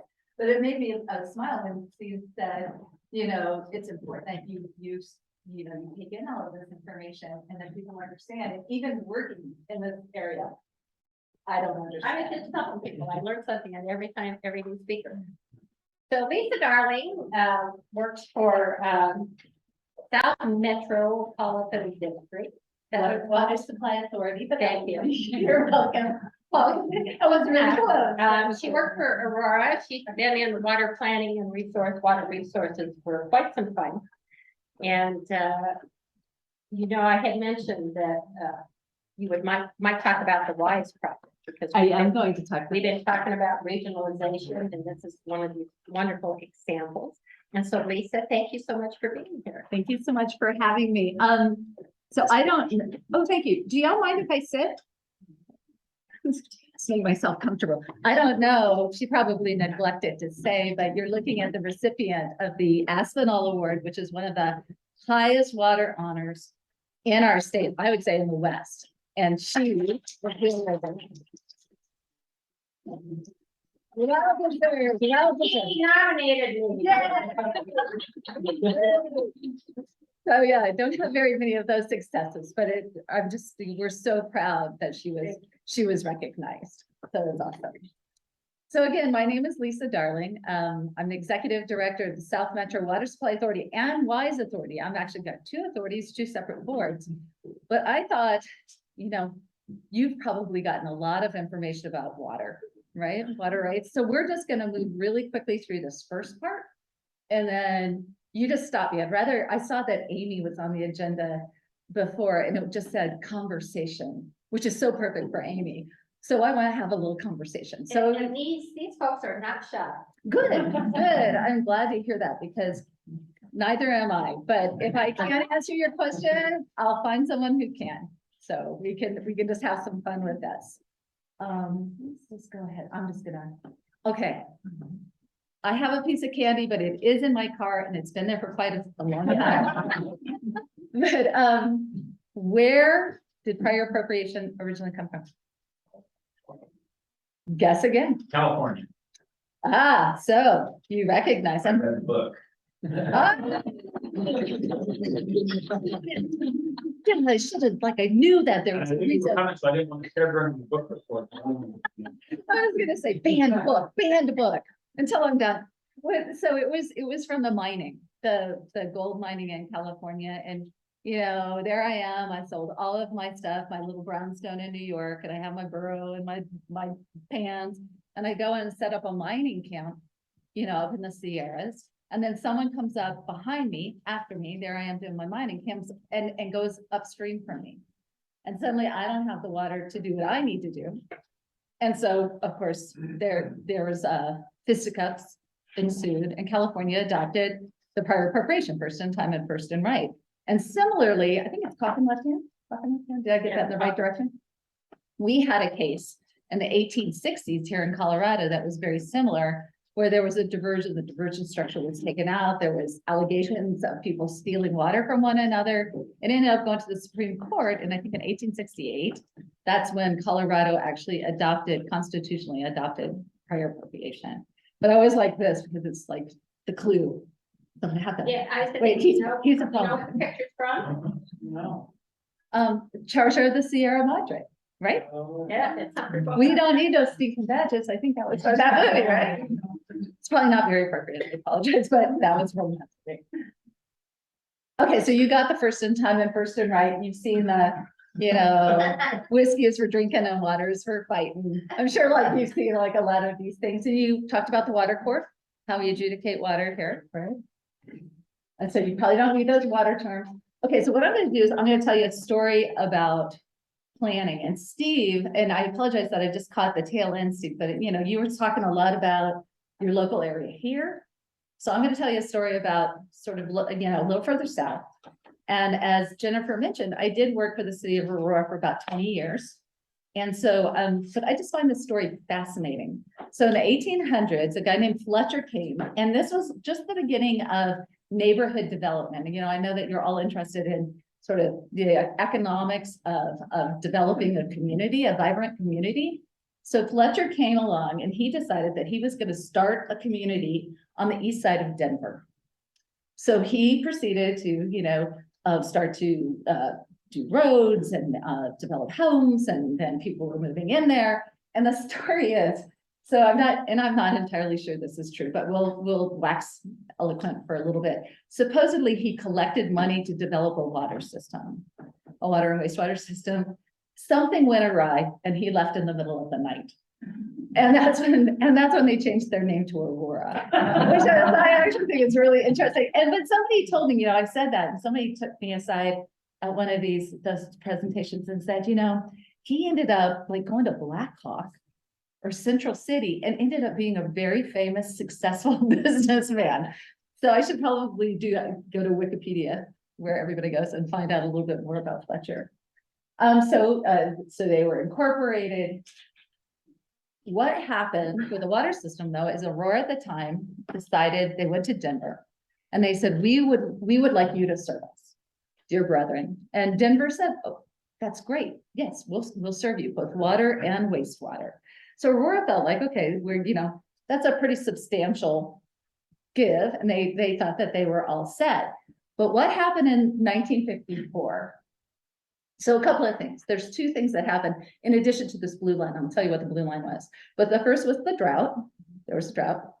And the second was that incredible time. You know, we talked about neighborhood development, that whole concept of like, I want to live in a neighborhood. That was really was born in the 50s, and Leave It to Beaver and, you know, all of those things. It was really huge. And what Denver realized is that they simply couldn't keep their commitment.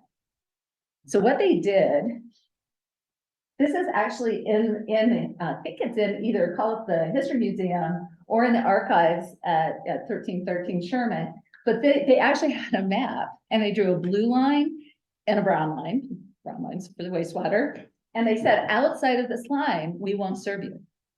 So this is it. This is all we're gonna do. And Aurora, most of Aurora was outside of these lines, right? And you can see, it says limits of economical utility service. That was the label of the map. So it was very clear, and even then, it was probably pretty clear that developers were competing against one another.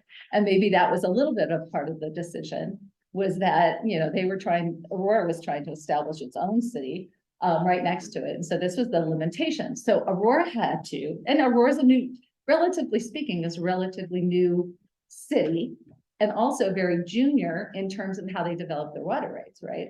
Which you've talked about, you know how difficult that would be if you came in tomorrow and you had to decide how you were going to develop a water system, right?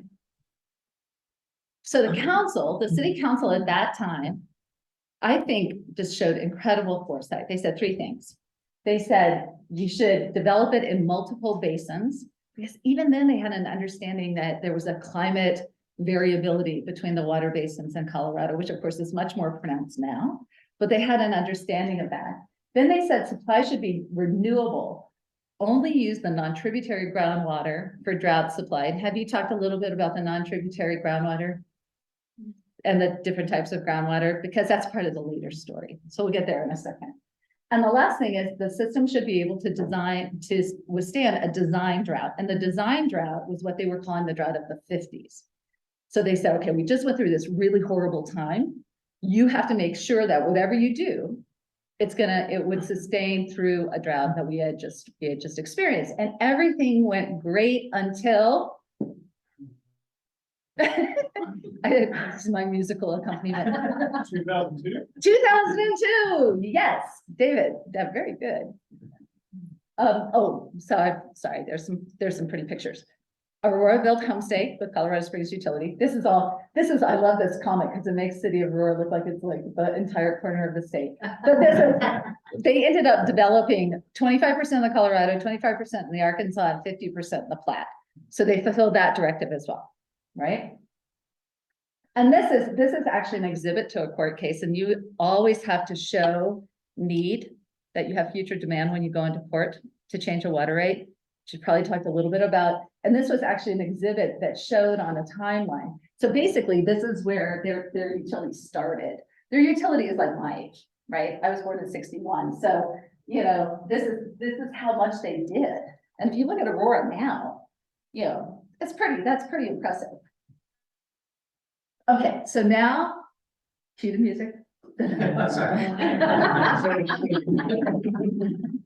So now David is correct. So you've seen hydrographs, and I think Steve's got so much data. Every time I see it, I just like, oh my gosh, that's so much information. This is much simpler, right? So it's like snow, then it melts, snow, then it melts, snow, then it melts. And then this is how much storage you have available, right? So you're always trying to capture the snow, then you use it, then snow comes back, refills it, right? This is 2002. And we actually, at the time, we did a postmortem analysis to try to figure out what happened, why we did not see this coming. And we never really figured it out, to be honest. And now, of course, you're seeing extreme events like that all the time. Yeah. So this was the critical part. If we had had a repeat of that year in the next year, we would have run out of water. So the conversation that was happening in the winter of that year were conversations about, all right, Alan, you can't water your yard anymore, but we see the need to have parks. Deal. So the children have someplace common to play. Golf courses, of course, we're gonna just be, completely. So it was like these very intense late night conversation, and it was probably, what do they say? The best of times and the worst of times, right? Because it was such an exciting time. You hate to say everybody enjoys a good drought, but that's when it seems like so much progress happens. We were having these really good conversations that now we're practically having on a daily basis. But this actually generated that. Yeah. Is that 26% of Aurora's system storage? This is 26% of Aurora's. And this is, there's a couple of ways that you use rule of thumb, like you need 3 times the storage of your firm yield. So there are calculuses that you use, but you can think, because storage, you can't just go like that, and it's like, oh, there it is. So this is these were empty. You can see it was just empty. It's like 11 different reservoirs and all of the basins. So anyway, so that was pretty scary. And this is just some of the pictures. So this is Homestake. This is what Homestake looked like. We later drained Homestake to do some dam rehabilitation. And if you ever get a chance, I guess you could go to Reed. That's not funny, but it is kind of like, it's like walking on the moon. Because when you go into a reservoir that's just been drained, everything is just like so squishy that like when you walk, it's like he's just bouncing. And so it was a lot of fun. That wasn't fun, but later on it was a lot of fun. So this was the Platte. This is a picture of the Platte. Of course, this guy saying, I think I see it coming. Oh, sorry, a dust cloud. So it wasn't, the spring runoff was just gone. It was just not there. So Aurora sat down, and these are those conversations. And any decision maker, anybody who's elected in these roles, these are conversations that you could end up having at any time, right? We had to figure out how we were going to get ourselves out of that hole. So we did a very, very intense, acute, integrated resource plan where we basically looked at 50 different projects, a range of yields, in all of the basins that we were in. And this was the first time conservation appeared. Before this, there was children's classes and coloring books. But for the first time, demand management came up and became a thing that we could use to try to protect against that drought vulnerability. And so this is what they did. So have you gone over reusable water and non-reusable water a little bit? So water is non-renewable or renewable, and then not necessarily connected. It's reusable or non-reusable. And if it's reusable, you can use it to extinction. If you can show control and dominion, that means you can get it, you own it, you have the right to it. You can get it, you can hold it and control it. You can reuse it, and you can continue. If it's transparent. If it's transparent water in some basins supply, right? So they knew, you know what, York Street, 54th and York Street it's got a new name, but let's just call it by its old name. Metro Reclamation, the wastewater treatment plant, that's where 160 contract holders send their wastewater. And all of that water was just going downstream. And one of my jobs, when I was at Aurora, was to try to find farmers to take my water. And I would literally call and say, $15, $15 an acre foot, you can have it. You can buy me a pizza and you can have it, right? And so all of a sudden we realized here's a supply that we already own. Like, it's one of those things, right? And so what we did, what Aurora did was right in Brighton, so the outfall of the plant is around York Street, Sand Creek, near Suncor, right? If anybody knows where that is. And then it went downstream to the Brighton area. So Aurora picks it up over here in the Brighton area where it says pumping station number 1, 34 miles of pipeline, 3 different pump stations. They take it all the way home to use it. And it's expandable to 100 million gallons a day. It's huge. $688 million built below budget and ahead of schedule. Incredible, right? What an incredible story. And here's why. Talk about permitting. Talk about, well, so one of the things that we had to consider, and I guess this is why so we see environmental benefits, avoids the impact to the wilderness landscapes, maintains rural open space. One of the things that we did when we looked at the project is we had a consultant come in and say, okay, here are the permits that you have to get if you do this. And maybe here are the permits you don't really have to get if you do this, if you have this assessment. Now, just to be completely transparent, my husband works for the Environmental Protection Agency. So I'm kind of getting into dicey territory here because I feed from that trough. But the whole idea is we had to build this fast. And so this project, look at that. That's just incredible. Was done completely on nationwide 404 permits. We bore under the river. And then every crossing, it was just nationwide 404 permits are basically boilerplate permits that are relatively easy to get. You know, I'm gonna walk across the room to Sherry. Oh, here you go. There's your permit. And the entire project was built without any major nexus. Later on, we touted that a little bit too much, perhaps. Because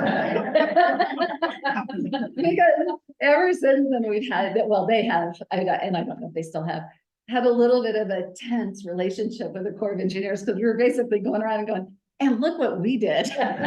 And so after that, the Corps of Engineers was always like really watching us, like, you better just, you know, stay in your lane, young lady. Yeah. Are there some limits on what you can do under a 404 nationwide? Specific?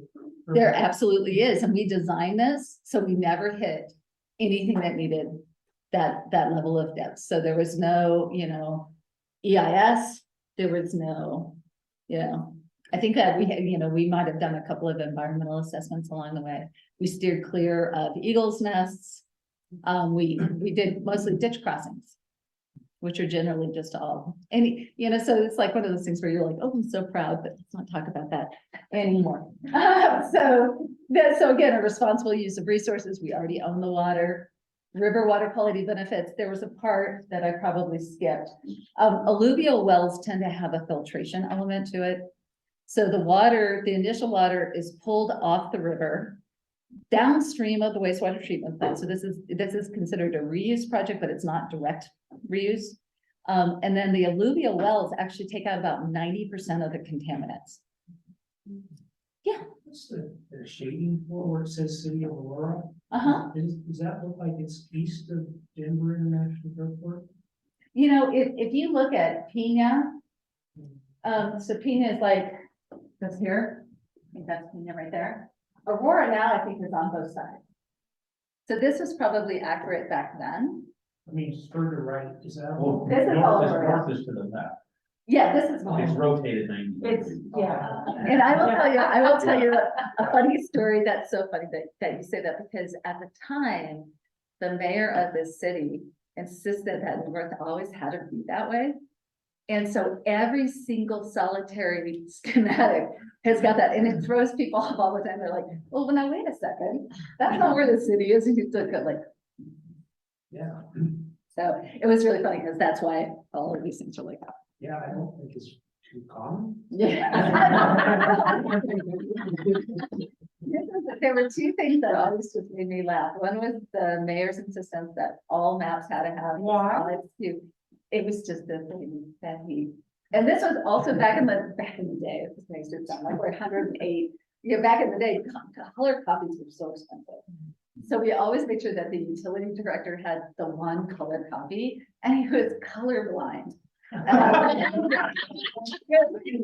People would go out of their way to do this little stuff, and he would go, I got you a colorblind.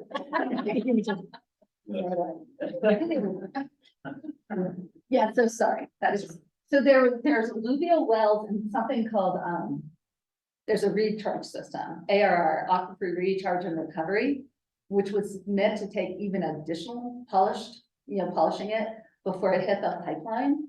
But they were getting such good alluvial removal of things like pharmaceuticals, that they actually could bypass the additional 10% polishing. So, yeah. Most people probably already know this, but I don't, so that's why I'm asking. So is the alluvial well similar to like an alluvial fan at the river? And not like when a natural, like after the flash flood of the Pooter last year, it created that land debris came down, the mountain came down pretty much, but it created a natural alluvial fan. And so they wanted to keep it. Is it similar? Does it work the same way where it catches debris before it goes into the water? And is that that's a fully man-made? Well, that's right. Well, so an alluvial fan, and that would be very difficult to maintain. That's a hard thing to have and then say. Well, it's there right now, yeah. So they want to keep it and Right. not let anybody go there. Alluvial groundwater is shallow groundwater that's attached to a stream system. Right? So if you imagine a straw, that's the river, and I have a straw. when I suck and take water straight out of the river. So that's considered alluvial. So all of the sands along a river and the river bottom and the river sides, those are all sands where the water moves fairly easily and it's fairly shallow. So all of those are considered alluvial groundwater, and there's a fairly substantial body of law about how wells that use the alluvial wells have to be augmented. And so that is different than the very deep wells. For example, that South Metro relied upon for so long, which are thousands of feet deep and are not considered part of a stream system. That It's called groundwater under the influence. Just always has interesting connotations. I like it. Groundwater under the influence. It's so- And I remember when somebody said, when we were developing the project, it's like, they said, oh, it takes all the pharmaceuticals out. And my friend turned to me and she said, what if I want them back in? So, yeah, so again, you know, I'm not saying, I love what I do. I love my job. I love being in water, but it was just such an exciting time because every day was something different. Every day was so exciting. How many years did it take you to build it? What's that? How long did it take you to build it? You know, I think it was operational, probably began to be operated in 2008. And of course, it's designed so it can be phased, which is another incredible thing about infrastructure. So infrastructure is really expensive. So if you can design a project where it's a phased project, so as growth catches up to you, those tap fees that you're receiving kind of support that additional growth, right? So this is actually, I said it was 100 MGD, but there's a corridor, and right now the only pipe in the corridor is a 50. And so any given part of the system, that's its limitation. And right now it's actually the well field. It's the alluvial well field is still the limitation on the whole system. The pump stations all have empty cans where you can drop more pumps. But I'm not an engineer, so that's like probably the extent of my understanding. So anyway, it was. Oh. Did I let it go to sleep? There we go. Okay, so here we are. It's the right project. We're working on it, hard working. Everybody's, you know, because Aurora was so young and because Aurora's water rights are so junior, which is what Steve was talking about, people in drought recovery. So there's a drought and then everybody turns when the droughts are measured in intensity and duration. So when the drought turned, people with more senior rights were able to recover their systems much more, you know, much quicker than Aurora was able to. And that's some of the opportunities Steve was talking about water sharing and water that's used for recovery purposes. A lot of times ag water, people mention interruptible supplies to do reservoir recovery because you can't count on it as a baseline supply, but you can count on it for times of trying to recover. So what happened? What happened in 2003? Oh, come on, David. What happened? No, it was still drought. Well. That big snowstorm. Da, da, da, da. I should take him with me everywhere I go.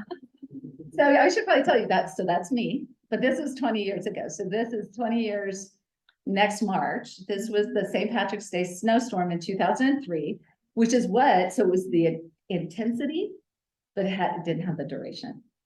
And ever since then, you know, Steve was talking about the climate variability that we've experienced and all of these incredible weather events have just been nuts.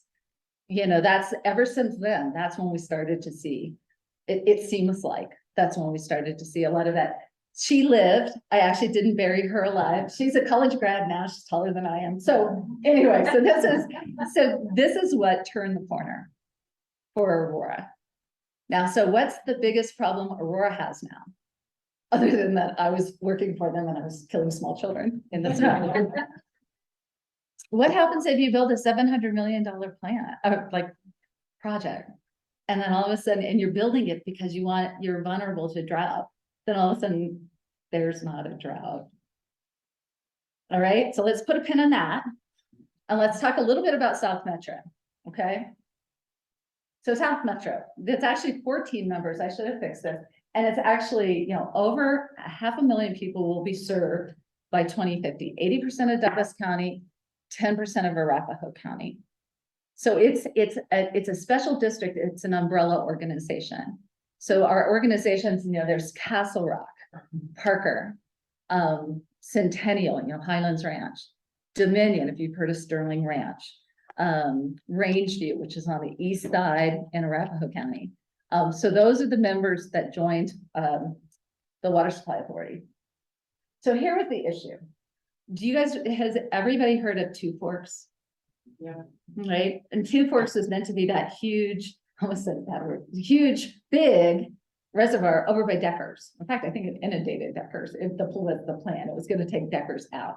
And the project actually got permitted by EPA Region 8, which is here in town in Denver, but then was denied at a headquarters level in Washington. And what happened was, and of course, this was in 89, 88, 89. So Aurora had plans. Denver had plans. Everyone seemed to have a conditional interest in Two Forks. Many of the communities in South Metro had an interest in Two Forks, but many of the communities in South Metro at that time were just teeny tiny towns. They had maybe a mayor, maybe a board or a council. They had no water staff. And so what they did was they said, well, when the legislature actually set up the bedrock aquifer system, Denver Basin aquifer system, they actually noted the great economic importance of the aquifer. They said, well, might as well take advantage of it. So Douglas County was the fastest growing county in the 80s and in the beginning of the 90s, but they relied completely on that deep, deep non-tributary groundwater, which is considered non-renewable. It's considered confined. On the edges, you do tend to get a little water, but for all intents and purposes, it's considered non-renewable. So what we saw was, so you can see, here's Castle Rock and Parker. And so this whole area here, what we were seeing was the communities were about 30% on renewable water. And they were taking the aquifer down by like 30 feet. And in some areas even greater. Of course, what happens is you have to go deeper, right? It's like if everybody has a straw, everybody has to keep going deeper to get that water supply. So everyone knew it was a problem. So there was a 1999 study. So this is how much people knew it was a problem. Studies began to be conducted by people who weren't even parties in the problem. So this one, the South Metro Water Supply Authority, was partly the communities in South Metro, but it was also the state. It was also Denver. And so what do you think Denver would do a study like that? Like participate at all? Because they're gonna come after them for water supply. Exactly right. In times of need, and it's a legitimate concern. In times of need, Denver thought if this goes south, well, it did go south, it is south, but if this situation gets worse, someone's gonna come to us and they're gonna expect us to take care of them. And we don't want to have to do another blue line, brown line. They realized that they were vulnerable, right? This is some, you guys remember the Rocky Mountain News. These are some of the headlines. Romer said, should we put a sign on these people's yards so everybody knows that they don't have a water supply? Roxborough, when I worked at Aurora, I used to get calls from banks and they would say, Heidi's applying for a mortgage for this house, but we understand that all they have is a 20-year lease with Aurora. So can we give her a 30-year mortgage? They were calling me. I was like, so this was really getting to be an, untenable situation, right?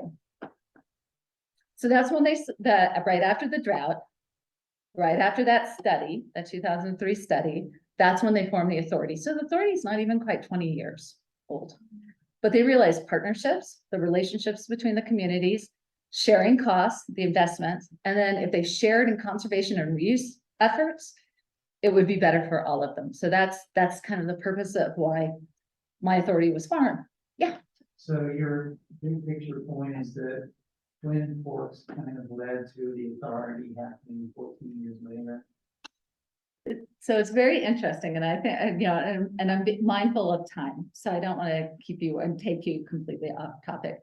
But there has been a conversation, and then Jennifer probably has an opinion on this. So the EPA denied the development of Two Forks. And granted, there were environmental impacts for sure. But when you look at taking Two Forks off the table and then everything that had to happen after, all the plans that had to happen after, Thornton's Northern Project, Chimney Hollow, NISP, Reservoir, Rooter Hess, all of the projects, and you added up their cumulative environmental impact. I wonder if hindsight being 20/20 vision, if perhaps the decision to deny Two Forks might have been done differently if they knew. That was pretty obscure. That was pretty, but I've reflected on that before, because if Two Forks had been built, it was a huge reservoir, right? And a lot of some of these supply issues would have been. Was it large enough to really have prevented the need of all these other ones that have come on since then? Like by orders of magnitude? Like I don't know scale? about orders of magnitude because that's math.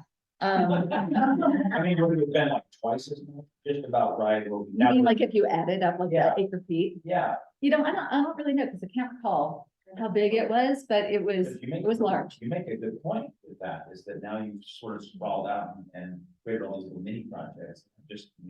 Well, there was it in 19? Time is just so strange. I keep turning to Jennifer, like she has to follow me around and make sure that I know what dates I'm talking about. And I want to say in 1999, there was or maybe it was 2019, because there was an anniversary of Two Forks, and they actually brought the administrator for a panel, because it was a celebration Of killing it? of killing Two Forks. And I'm like, and they're up there and they're just talking about how proud they were and stuff. And then there was a panel with like, it was like me, Jim Lockhead from Denver. And I was like, I don't know if this is such a great idea. And of course, there's my husband going like. I don't know if I'm right one, but I think it's 1.1 million acre feet. That sounds about right. It was huge. It was huge. And so, and the whole purpose of storage, of course, is the bank account. When you have water, you put it in there. When you need water, you take it out. So think about something like that. And there is no way, now to answer your question, there's no way that if you added up what's been developed since then, it would come anywhere close, I would say. So anyway, that's just one of those things, right? Okay, so here's the tremendous progress we did, and somebody, they always joke, so I'll just put it out there that it's not me. But that's how fast we turned around. By the early 2000s, we were 60%. So recall in the 80s, we were at 30. By build out, it'll be 22%. 2065 will be down to about 15%. And we will never go below that. And the reason we will never go below that is because it's called conjunctive use, right? Drought supply is great high quality, and it's always there until it's not, right? But surface supplies are subject to snowfall, rain, the runoff, having the ability to capture it when there's a lot of it. So it's really important that people understand this whole conjunctive use thing. And I apologize because I'll have to start talking a little faster, but right now the non-tributary groundwater rulemaking is in question, and we are in court about that, about whether or not the law that dictates how non-tributary groundwater is made, the amount that you can pull out of the aquifer, and what it's defined by your property. You get all of the water under your property. I think Greg Hobbs is one who finally said, you don't get it to the center of the earth or up to the sky, but it's calculated on the basis of your property.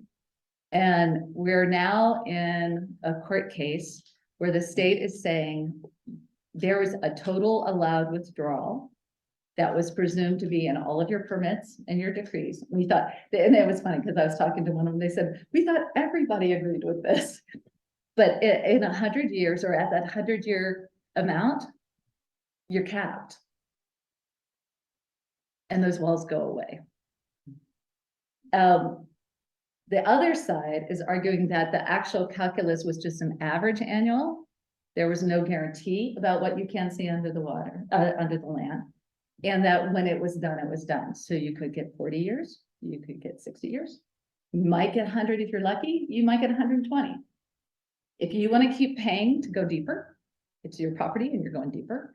There's hydrology that's involved there.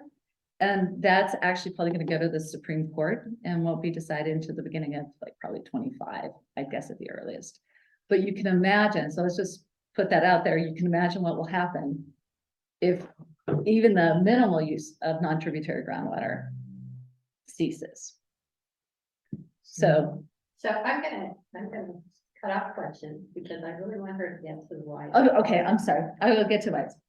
Okay, so yes. Miles? Oh, wait, can you stop that? Oh, good, that. I have just a really short video, it's like 5 minutes about WISE, and I'm in it, and I just wanna say this. Aurora and Denver, they're like filmed next to rivers, these people. I was filmed in a smoking section outside of a building. So anyway, let me go back. Here we go. You might have to hit. There's that, yeah. Miles from the mountains, there's a new water partnership flowing on the prairie. This is big, it's very impressive, and we think it's the wave of the future. The partnership is a collaborative approach to share and reuse mountain water.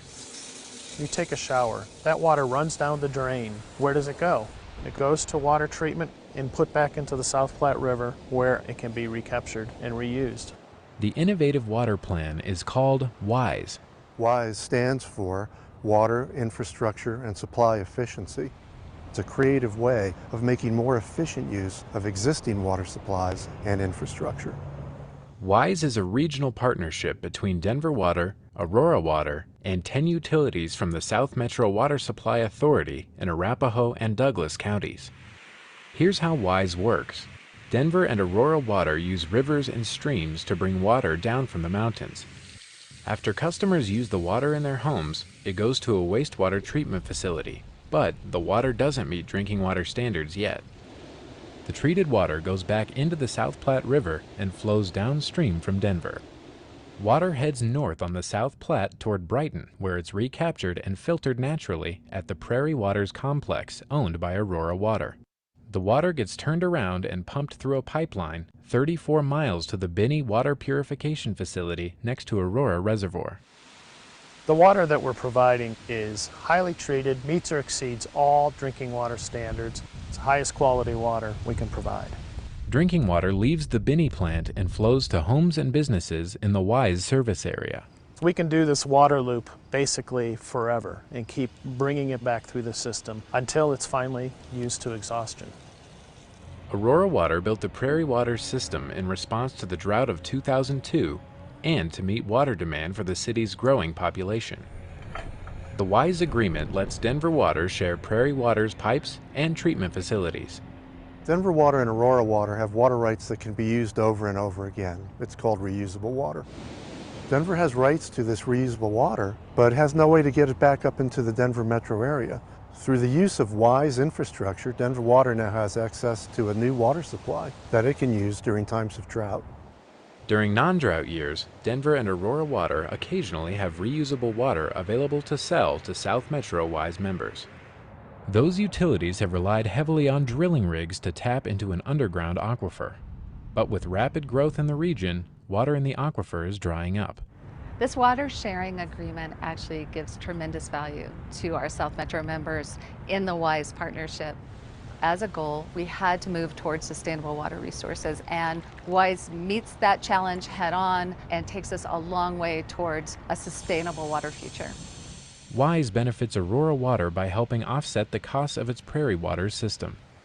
The partnership also helps protect water on the west slope. One of the great benefits of the WISE project is that it recycles our water supplies. So that way we don't have to take more water out of our streams and rivers, so we can meet more demands with the same volume of water. WISE will provide a reliable and sustainable water supply for more than 2 million people in the metro area. It's so critical when you're choosing a home, when you're raising your children, that you know that your quality of life will never be impacted by a lack of safe, clean drinking water, and WISE gives us that. Water is scarce in the West, and we have to make sure that we're making the best use of every drop of water that we have. And that's what the WISE project does.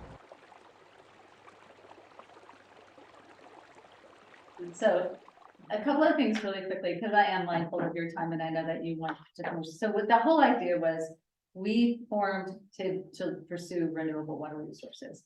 Aurora had that project, they needed to pay for it. That was plain and simple what was going on. Denver realized that they needed occasional emergency use of the Prairie Waters project to bring their own supplies back under certain circumstances, and that could be including a Colorado River call. So that this is like a three-way agreement that allows for that.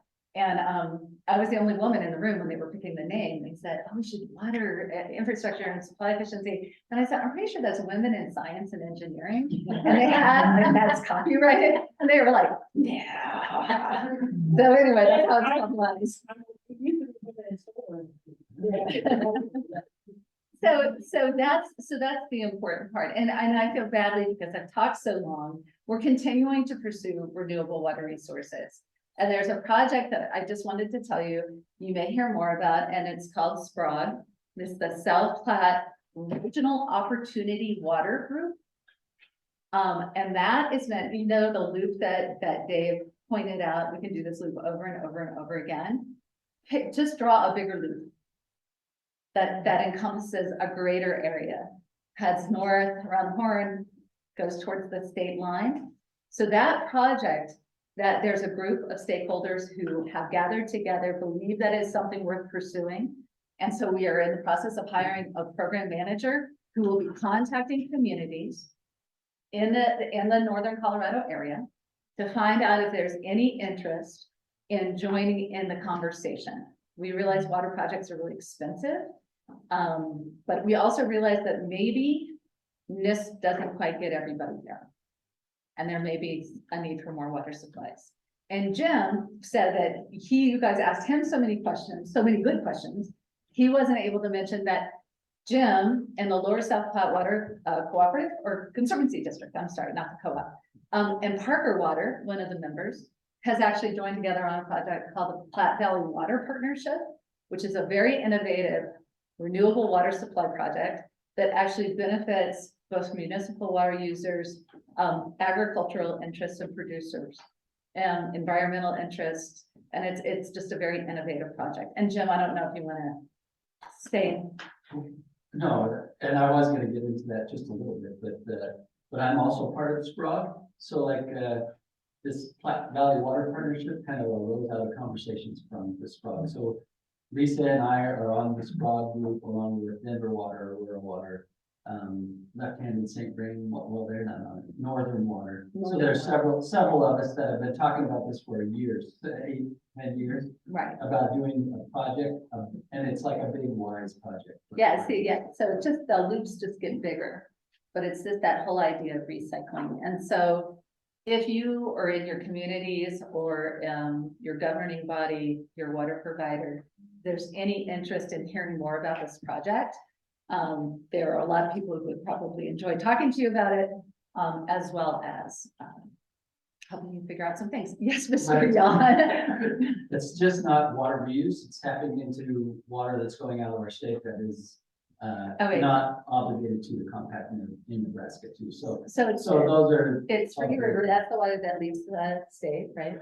ATMs, and this is water sharing. Water sharing and recharge, yeah, and then reuse. Water that's that whole idea of the legal reusability of water. So it's reused water that's not being captured. When you're looking at a water supply planning, what I used to think of it, it's like, you know, you always want a safety net behind you, right? To capture, if you're letting anything go by, you know, you need to put the catcher's net at the end, at the back. Mr. Yon, you might as well just come up. Well, I just wanted to make sure that the reuse is legally available to the water municipalities. So that's all legal. But it wasn't like this reused water was going out of the state. We were using it down in there. So I talked about how efficient our river was. We were using all that all this time. It's just that now they're tapping into a right that they had. So it's a little bit less water downstream. So we're really an efficient river. And anytime you start doing things like this, it affects somebody. And so it does affect people downstream, but it's within the water rights. Well, and not only that, it really just calls, so now Jim and I are just gonna have a conversation. It's really just administering the water more efficiently, which the Colorado Water Plan really dictates that we need to do. So in any case, thank you so much for your time. I'm sorry I went so fast. That's why you're. And I don't, if there's any questions, Jennifer knows where to find me. You're welcome to contact me and let me know if you have any questions or you just want to chat, because I obviously like to talk about this stuff. Don't I? So thank you. Have a great rest of your courses. Thank you so much. Oh, you're welcome. Keep your places here unless it's hooked to your necklace. And then next month, we'll be at the Northern Water offices in person. We'll give you an address. There will be a field trip, so you can rest kind of casually, closed-toed shoes and long pants. With that, this was a great. Thank you so much for giving us. No, we're not going to the building. We'll be going to an overview site because they were in construction currently. Thank you all. Have a good evening.